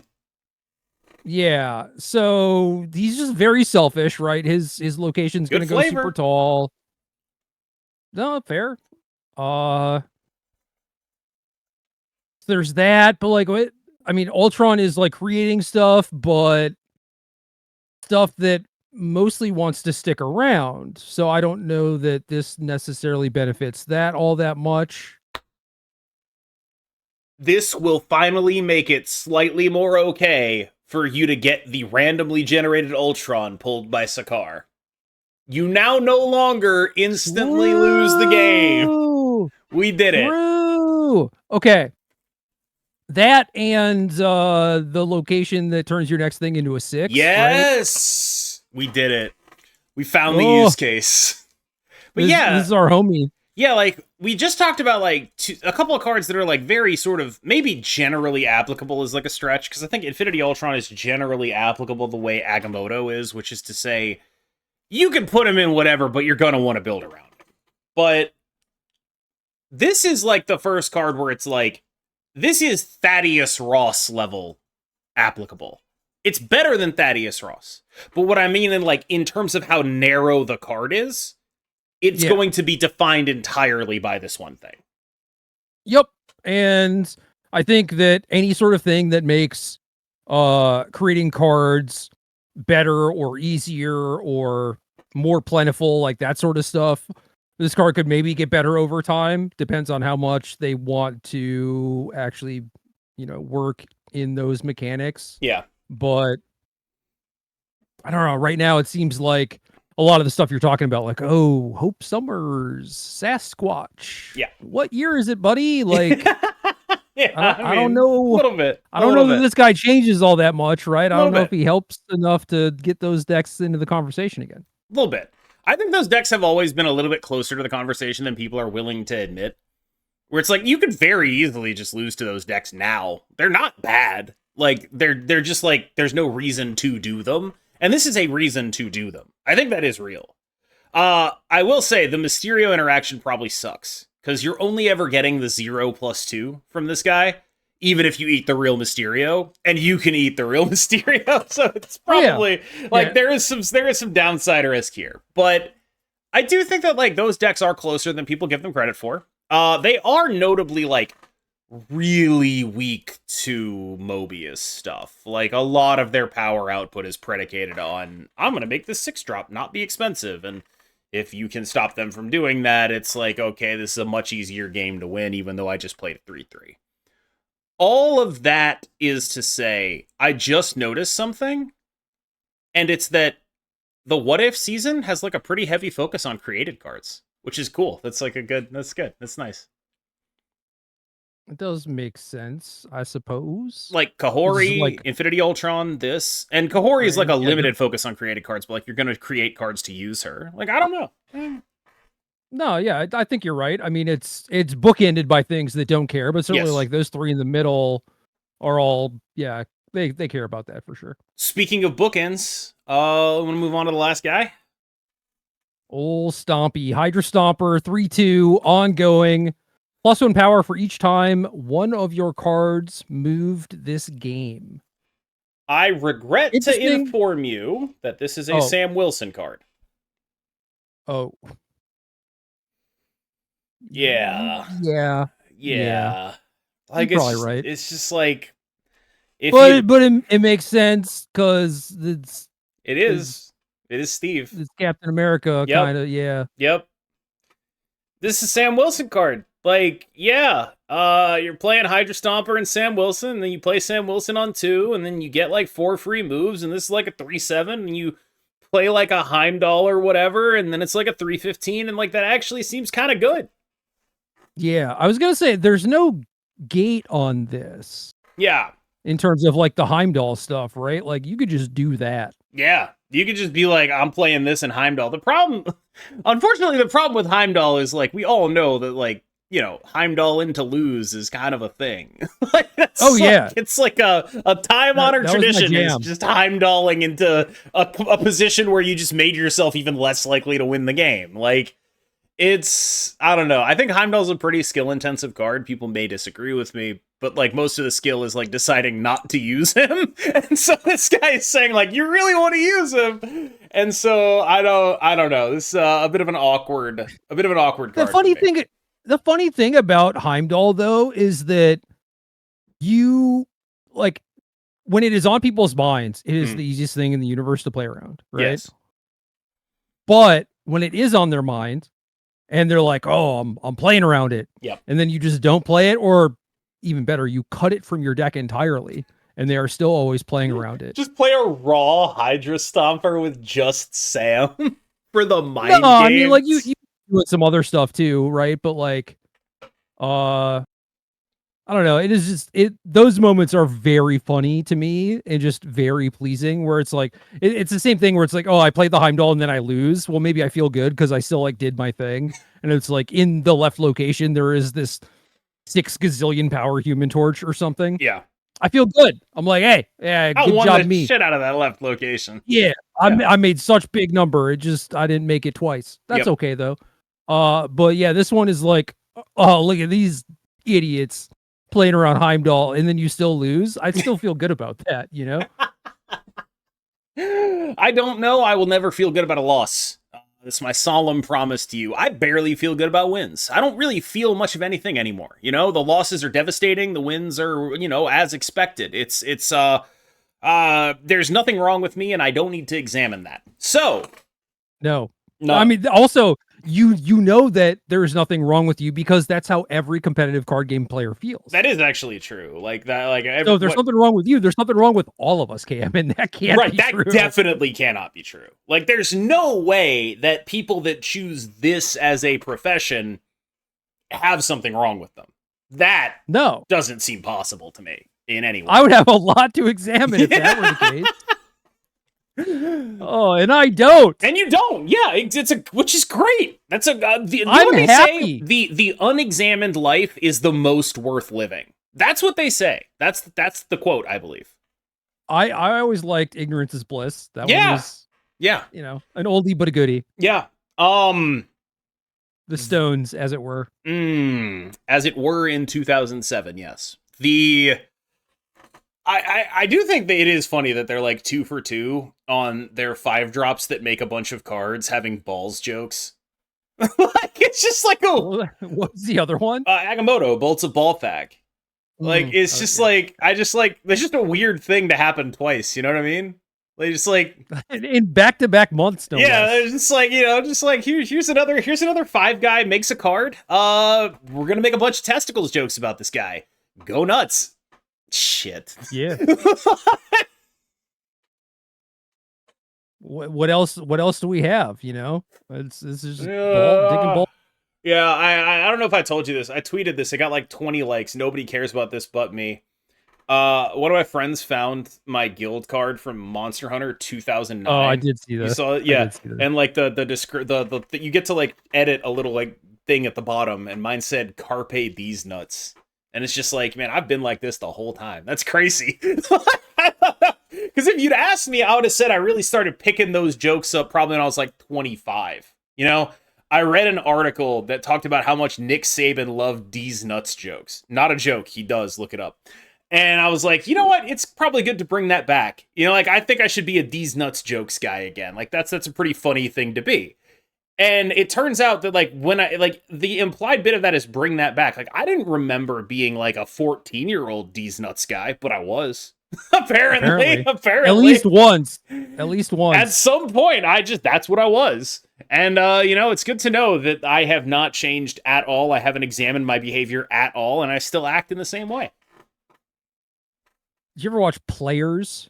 No idea what that is. It is a mockumentary about League of Legends. It is quite good. I don't like funny things, and I don't particularly care about League of Legends. But I did enjoy this.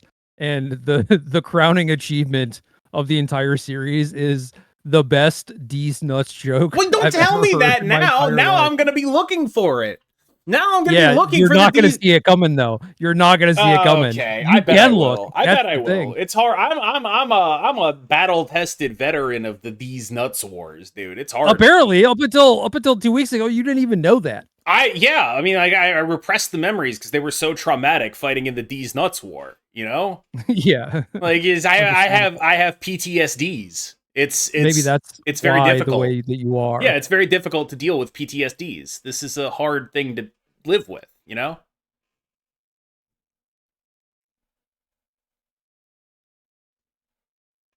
One of us is gonna laugh, and it's not gonna be me. It's not gonna be me. Like, I'm not giving you the satisfaction. We should probably move on to our listener question section. I suppose. Which contains 0 D's nuts jokes, much to my own personal chagrin. So far. Mailbag. I have their names this time. I am a professional podcaster. From Theo Dokes or Theodo Axe. I am unclear, and I will remain unclear. If it was feasible to have a physical version of Snap, how interested would you be in things like collecting cards and variants or attending in-person events and tournaments? Oh god, it's so weird to me because these games that are very clearly created digitally first, like, what are you gonna do to like spawn locations and feasibility aside, just pretend it works. I mean, in theory, yeah, I would be there. Like, I would probably go to at least some live events if it was just I sit across from you and we play on our phone. Like, I've done that in VGC tournaments, like playing on my I don't think I ever played in one where it was on the Switch, but like on the DS or whatever, you know. I played in a Shadowverse DreamHack event where I brought a laptop, you know. Like, I've done that stuff. I'm down to do it with Snap. Yeah, you played in the Mythic Invitational. I did that as counts. Well. That counts. Not for very long, but I did do that. Yeah, I feel like I would probably not go to that stuff on the grounds that I don't like leaving my house. You know? Yeah. Like, I would maybe go for the hangs, but it's just like one of those things where it's like, okay, I could spend an entire day doing this, or I could not do that and sit at home and stream. You know? I could do 2 things, and I'm not sure which one of them is better for me as a human being, but I know which one of them that I want to do, and it's the one where I don't have to do anything. Yeah, I mean, I could look at some amount of this as like going and hanging out with people and getting social interaction is like self-care and might be good for you. Maybe you should Might. do some amount of that, but you should do that probably not associated with a tournament. Yeah. Yeah. Like, it's one of those things where it's like, I probably wouldn't do it for Snap, but I would do it to, like, go meet someone I'm a fan of. You know what I mean? Like, I would do it for personal interest reasons, but, like, unless there was, like, some sort of other reason to be there. Like, maybe I'm competing in the tournament. I don't know. Maybe it's important in that way. Again, I don't know. Maybe. But I feel like generally my interest level in going outside is going to be pretty low. That's not, real life Snap's fault though. That's just No. KM built different. That's Yep. all. KMBest, you have frequently said that High Evolutionary, this is from Lurks QED, by the way, is a really good card to exist just because it instantly takes a bunch of Series 1 chaff and makes them into an actual deck you could build on for high-level gameplay. What would it take to make another card with a similarly uplifting effect? I think High Evo exists in a space that is almost impossible to replicate because there are only 7 vanilla cards, I should say, in the game. So the best you can do then is a card that explicitly works with certain types of cards and improves them in certain ways. So ongoing synergy cards like Goliath, I think, are a really good example of that. Like, Gerry has an answer. I do. Finish yours first, though. No, it's fine. Go. I don't raise my hand to interrupt people. Just, I raise it to be like, I have something to say when you're done. Just say the thing. Just interrupt me. I do it all the time. Yeah, but I don't want to be like you, man. I heard that you got issues from fighting in wars. It's true. PTSDs. Please continue. X-Men, Avengers. Sure. Yeah. Space people, like any sort of weird thing like that, I think.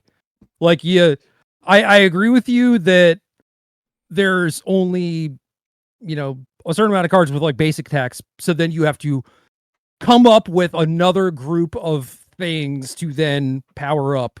And I think that is probably the easiest way to do it. It's just like, oh, Team X Factor circa 2008 or whatever. Just like, this is the deck that we are picking with this card to do the thing.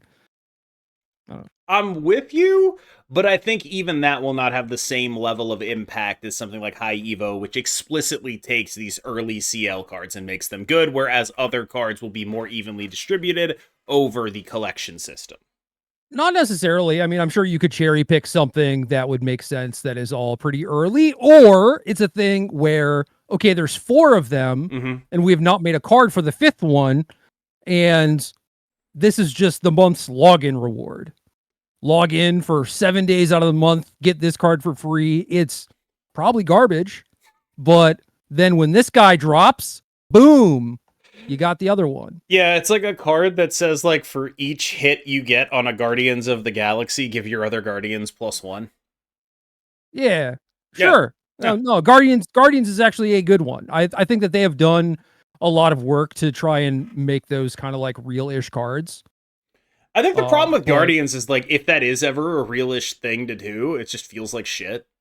like one person feels amazing, the other person's like, Jesus Christ, I'm being sniped. Yeah.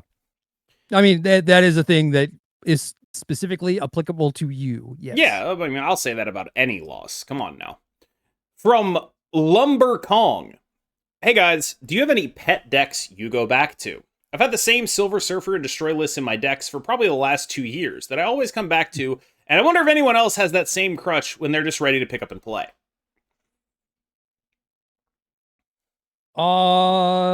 Looking at my decks, I don't currently.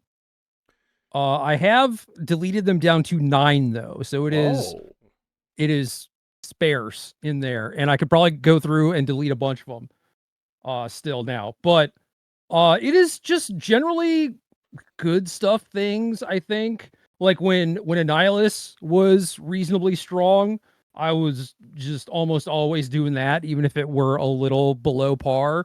Just kind of like good stuff, mid-rangey things, give me good brain chemicals, you know?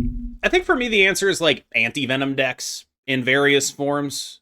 It doesn't really go back 2 years, obviously. It's a pretty new card. But like since it has been around, it's basically been in all of my comfort decks. Like it's just like whether they be like the ongoing thing or Ajax stuff. Just kind of a thing I like doing. From Arachnids. What a question for this username. Unbelievable. Do you think it's possible that SD could bring back old Spider-Man, especially since cards like Doom 2099, Rocket and Groot, and War Machine exist? In theory, yes, but why would you? It is not very fun. Yeah, that's my answer too, actually, where it's like, Like, you they can could. do whatever the hell they want. Sure. Yeah. I mean, like, it is true that there are way more answers for a card like that now. Just dramatically more. Like, there are way more cards that move. There are way more, like, but yeah, it's like fundamentally, what's the upside? What's the upside of bringing that card back? Also, one thing that would be really obnoxious with that card is like, Aranya, my Spider-Man, play Galactus on that lane. Like, just some really, like, all that card does is annoying shit. It doesn't ever do anything everyone's happy with. So if it's working as intended, this is what happens. You play it, and then you like absorbing man it, and then your opponent never plays anything into that location, they just lose. Mm-hmm. If what you're talking about comes to fruition, everyone is already playing a bunch of things that counter it, then no one plays with it. So what is its purpose, really? Like, the purpose is to just like show up every 5 games and just like, oh great, that's gonna be so fun. Or like for Arisham to randomly generate it and you're just gonna feel so annoyed. Oh God. that'd be nice. Yeah. It would be nice. It's just like, yeah, you could do it in theory, but like, does this make the game better? I don't think there's a single solitary world out there in which the game becomes better as a result. So it would be a really funny character for them to do for Superior Spider-Man. For those who are unaware, that storyline is where Dr. Octopus takes over Peter's body.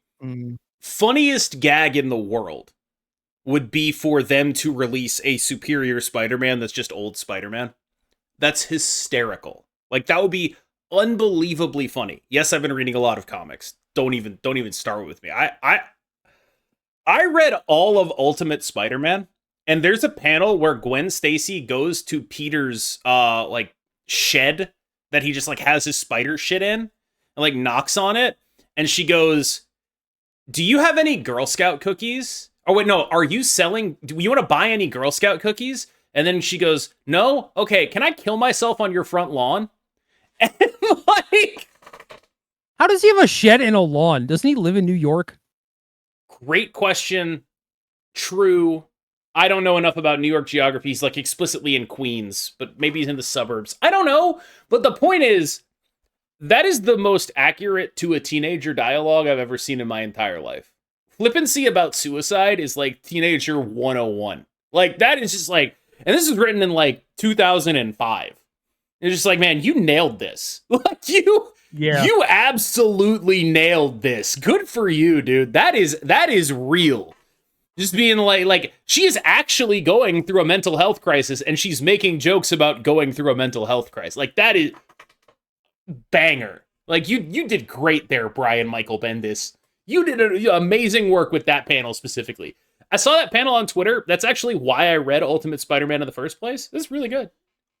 That guy almost certainly had a teenage daughter, you know? It's like that is like the kind of thing where it's like, you probably wouldn't think to talk like that. And like, there are some like weird uses of slang in there where it's like, I don't think he's actually... They called everything the Stones. It was very bizarre.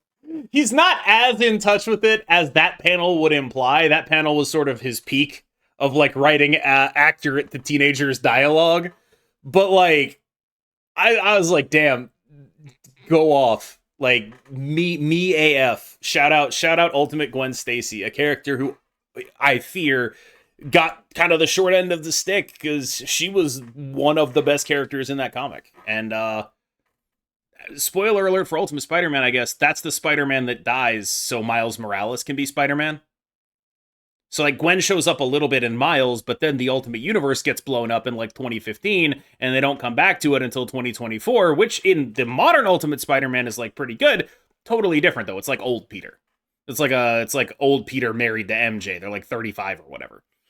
And very different. And I feel like one of the things that's really stuck out to me reading comics is there are so few filler episodes. Like, this run is like one of the longest runs ever. It's so long.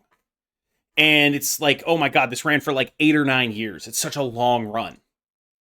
And it's like 130 chapters. And like, you never really get time to just slice of life it up with the characters, which is a shame, because the cast of characters in Ultimate Spider-Man is actually the best cast of characters I've seen in any Spider-Man comic that I've read. Yeah, I mean, that's kind of what happens when you're at like a once a month syndication instead of like a weekly thing for a shonen or whatever. Like, whenever it did feel like a filler thing and not like, oh, here is like actual character development and storytelling sort of stuff. Like, I remember being like very frustrated with comics, because it's also like, oh, I just spent $3 on this or whatever, you know? But it was so rare. And then for any random anime, it's just like, you're gonna have like 5 filler eps in a row, man. Yeah, like, that is just life. And they're just all about characterization and like the background cast or whatever, right? Like, that's the stuff. Not even that. Not even that. Just like Naruto is hungry. Yeah. It's 5 episodes of him trying to find a cheeseburger or whatever. It's just ramen, garbage. Of course. But like, yeah, like Naruto is a great example, because like Naruto has like this vast cast of characters, 95% of whom are more interesting than the main cast. Like, just like us. And the reason they're allowed to be more interesting is because they're given time to show who they are. Whereas like when I read Ultimate Spider-Man, I was like, you know what I actually want to read is just like the high school drama story of Peter Parker being Spider-Man. Like, that's actually what I want to read. I want to read just 400 shonen chapters of that. It's like, that would be I would read that for forever, but it can't be syndicated in that way, because there's got to be like a villain of the week and like an arc, and like the arcs are like 7 chapters, and it's like, it doesn't have time to breathe in a way that is compelling, which sucks, because Ultimate Gwen is awesome. Ultimate MJ is awesome. Ultimate Flash Thompson is cool. Ultimate Kitty Pryde. There's an arc where like Kitty Pryde dates Peter. That was pretty cool too. Like, just like little bits of stuff where I was just like, this could have been more. You could have gotten weekly shit out of this, and it wouldn't have had to be that big of a deal, I feel like. I feel like you could have just done that. I would watch a Spider-Man CW show where you just never see him in the costume. Yes, Smallville, but Spider-Man. Like, I would watch the shit out of that. Like that, like, as long as, like, again, like, it is important that the characters are kind of like done well, and like, I really do feel like that is the most interesting take on a Gwen Stacy I have basically ever seen. Like, that is the most interesting take, in my opinion, on an MJ that I've ever seen, kind of. Like, I really enjoyed Ultimate MJ as well. And so, like, you zoom out of that, and you go back to reading, like, normal Spider-Man, and you're like, oh, damn, there's actually nowhere for me to get this. If I want that experience, it just doesn't exist. And there's been 70 years of comics about this character, and there's nowhere for me to get that. And that just feels crazy to me. It is weird. Like, it's just like, there's so much content, and there's so little for like the actual thing that I want. You know what I just thought of? Sure. And this might put you down a dangerous path, my friend. But you may want to look into fan fiction. No, I'm good. I'm just saying, it does probably exist. It probably does. Yeah. No, like, I'm never gonna dive down that route. But like, yeah, that is a route, I suppose. But yeah, it is crazy to me that there's no just like, I don't know, dude, slice of life Spider-Man shonen. You know, just do that. You just do that shit. Like, it's bizarre to me. And I feel like even if they do it, they won't do it with like the really good characters from that universe because that universe got blown up.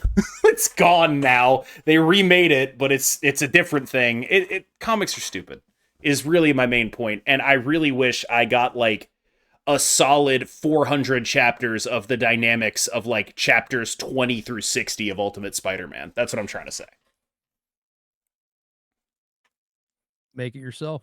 I'm not. You will not catch me on AO3.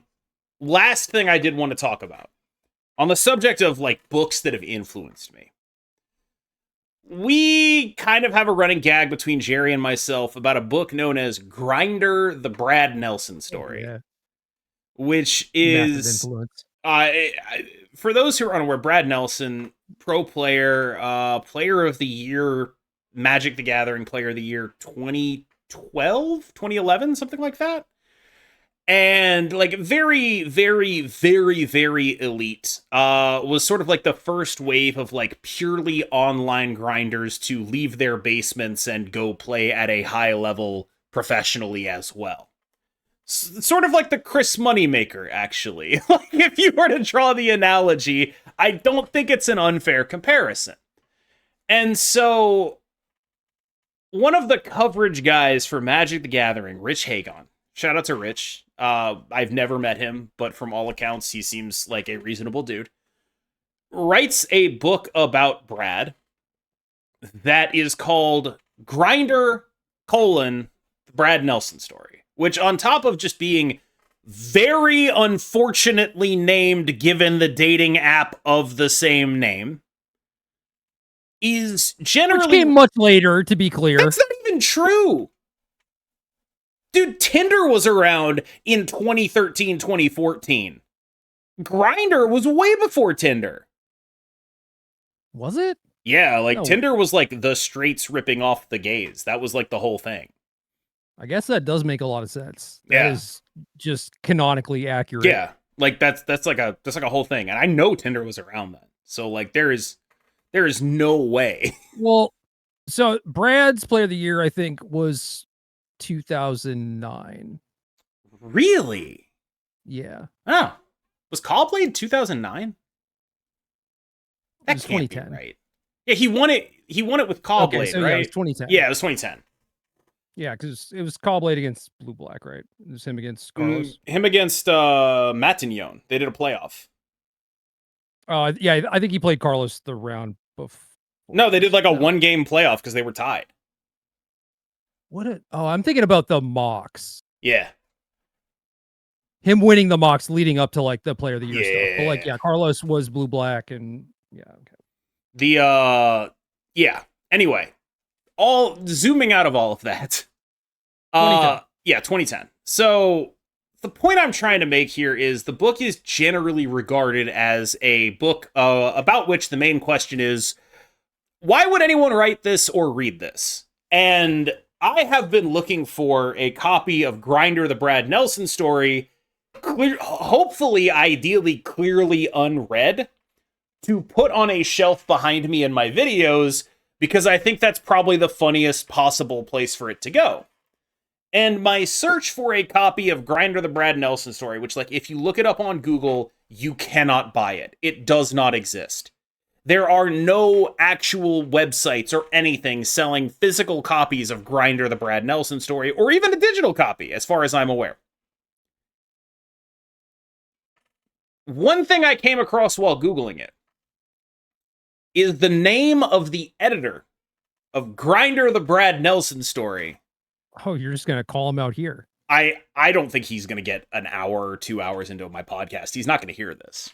Is Glenn Jones, who is, as far as I am able to tell, that is the same Glenn Jones. He worked at Star City Games, which worked with Rich and Brad to publish this book, which I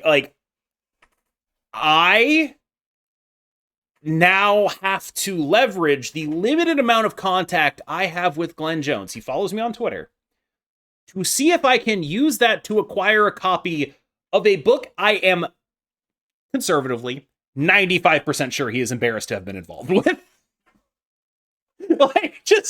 Well, at the very least, you don't see him bragging about it. Yeah, it's probably not on his resume. He's not much of one to like brag at all, but you know. Yeah. It is just like, it's like, I don't think the book is like actively bad or anything like that. I wouldn't know. I can't read it because I haven't gotten a copy. But it is sort of like kind of like a gag where it's like it's trying to portray sort of like sitting at your computer and playing Magic the Gathering is this like Herculean task to be overcome. And it's using a lot of like flowery prose that is sort of generally just funny when applied to playing Magic Online, the least flowery game of all time. It's just, I do think that there is something to the premise of like, think about what is being sacrificed in terms of like life experiences to do this. Like, I'm a guy who just said I don't like leaving my house, right? Like, you got to think about it. Like there is like actually a point being made, but the general conclusion of the book was like, well, like there's a reason you can't find a single copy of it, and it's not because everyone bought all of them.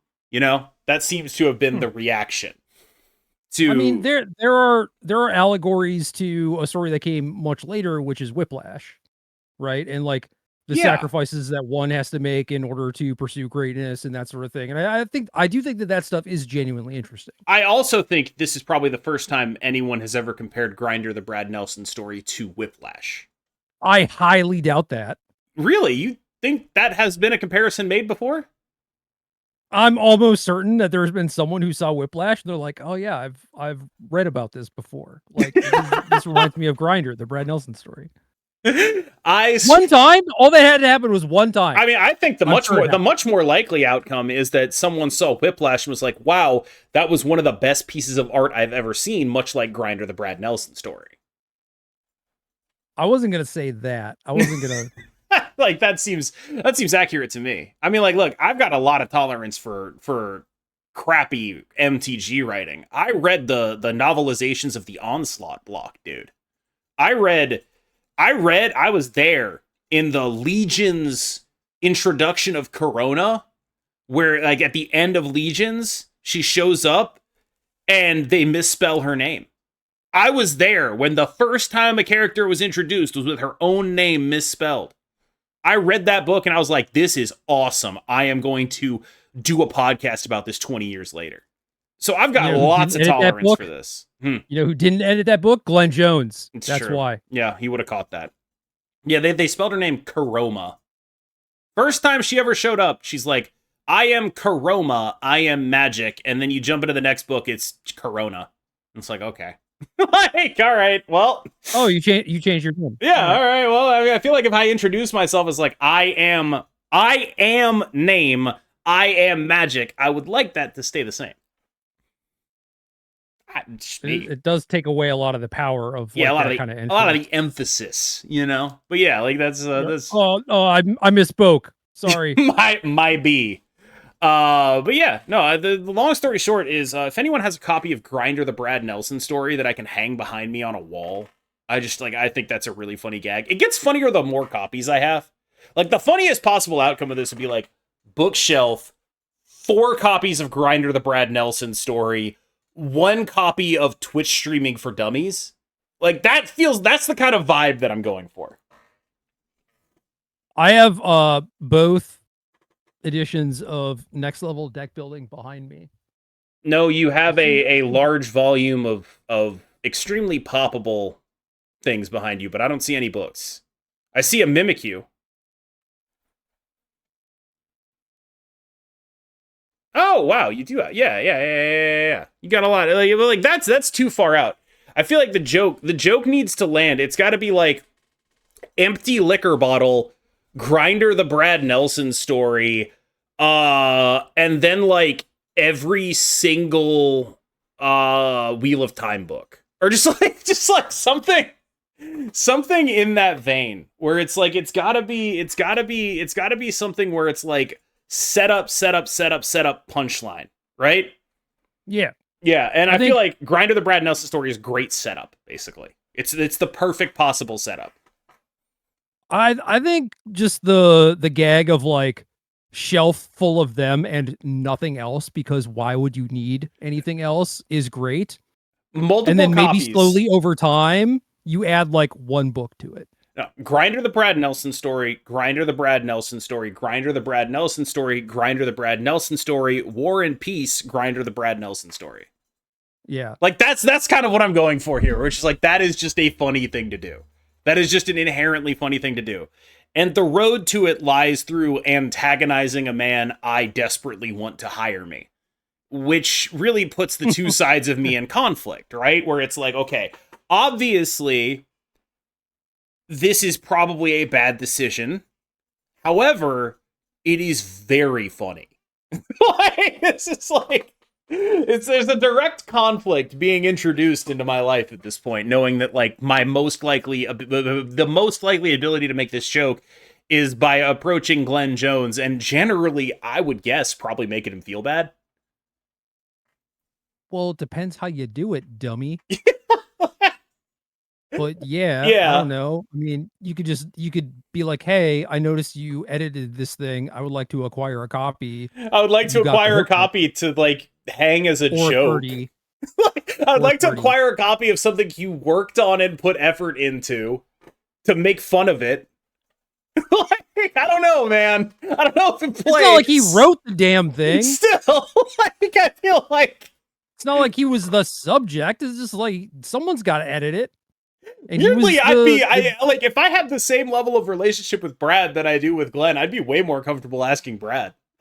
Like, I feel like he has the same attitude towards that book as I would. Like, that would be my guess. I would imagine he would consider that a pretty funny thing to do. If some British man wanted to come to my house for a week and watch me play Magic Online and ask me questions, God, I'd probably just let him do that. Yeah. And then I could have. Oh yeah, you'll get some sort of like kickback from this or whatever. Oh yeah. And then what would the title of your book be called? Dude, I don't know. No, you gotta What gay dating apps can we rip off? I wish I was a better. This is not an area I've done enough research in, Jerry. Like, Yeah, I'm not exposing your unalliedness. Yeah, I mean, guy who is on gay dating apps while being straight to be an ally, insanely funny bit for the record. Like that is just that would be a very funny bit. I'm here just to support my homies, you know. Just here. That's such a good bit. Oh man, that's like just. I mean, it is also very much about the like cishet white dude taking out like a spot in a queer space and just being like, oh no, this one's for me too. This is also my space. I'm just hanging out here, right? Well, I think there's a second layer to it, right? Which is like, I feel like if you encountered that, not to like claim stolen valor here, but it's like if I were gay and I encountered someone like that on a gay dating app, I'd be like, oh, okay, so you want to come over at 9? Like, yeah. I would assume they were lying. Like that would be my baseline assumption. It's just like, you're lying here. So like, I think that is like, yeah. The other layer, I guess, is I may not necessarily want to go to the party, but it's nice to be invited.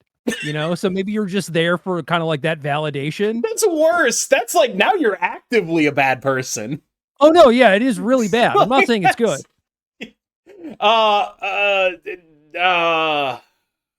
Tuner, the Gerry Thompson story. Perfectionist, the Gerry Thompson story. Depression, the Gerry Thompson story. I was about to like that I was gonna do rule of threes and then just go like from there to like Ashley Madison, the Gerry Thompson story. I'm unfortunately only familiar with straight dating sites. I'm not even really familiar with dating sites in general. I've been with the same person for a fucking decade. Like I don't I dodged all of this shit. I'm so happy. Oh my God. But then like, why is Ashley Madison the one I know? Because there was of? like a big hack of it that like a bunch of politicians. I know there was a it. big hack. There was a scandal. They also made like a Netflix thing about it. I watched it. It was a whole thing. But it's like that is the one that is about infidelity. Oh yeah. Which is I guess the only reason why I know it from all the like vast amounts of cheating I do while somehow not leaving my house. But it's just it's a really convenient, it's like DoorDash for cheating. Like this is like, I don't know. I feel like I'm so lucky that I dodged all of that. I have never been on a dating app. I just haven't. I'm so grateful for that. I'm so grateful for that. Because they sound like hell. Like, every time someone who I'm like friends with or acquainted with talks about like being on a dating app, I just like the idea of having dating elo. Oh my fucking god. Yeah. Like, that's demonic, and whoever came up with it should be consigned to a pit. Like, that is the worst thing I have ever heard. That is like that is just horrendous. Then you hear like the guys who are like making AIs to talk to women for them, to like filter people. Oh my god. How do people exist in this world? I pray that I will never have to find out. Yeah. I'm like tangentially involved in some of this stuff. Not involved directly, but like, Yeah, you're coding the closer to AIs, me. you know? Huh? You're coding the AIs to talk to women. Right. Yeah. Definitely very skilled. That's you. Real life skills such as coding. Yeah, it's definitely me. Real life skills, the Gerry Thompson story. Another good title for my book. I like that one. That's good. I think that's probably where we're gonna have to leave it there. Both of us have only one real life skill, and it is podcasting, which is technically real life. In fact, it's more important than real life. Your relationship with us through this screen is the most important thing in your life. That's what I'm trying to say right now. Thank you so much. I've been KMBest. Parasocialism. The Gerry Thompson story. Oh, that's really good though. That's just a good word generally. I was gonna wrap up, but parasocialism is like, it's kind of nice. How has no one called Hassan that at this point? Like, how have people not applied that? I've seen that. I've never seen it. Oh, okay. It just feels like, you're being a parasocialist. Yeah, that feels like something that would definitely apply to Hassan more than any other person on the planet, really. Or AOC. There are a shocking amount of people whose only interest in AOC is like being horny. I know that's not surprising, but it's just like, I guess I'm not even gonna be like, oh, I didn't expect it, but it's just like when you see it, you're just like, oh, wow, okay, I guess that's real. I think that is fine and good. It's just like, oh, you're attracted to her, or like attracted to Hassan or whatever. And that's not what I mean. That makes you listen to them, and then you're like, oh, I kind of understand what they're saying. I don't think I think that's a very optimistic view of what I'm discussing here. It is. It's not. I'm just saying that if that were the case, sure, ends might justify the means. You know what I'm saying? A very optimistic view, the Gerry Thompson story.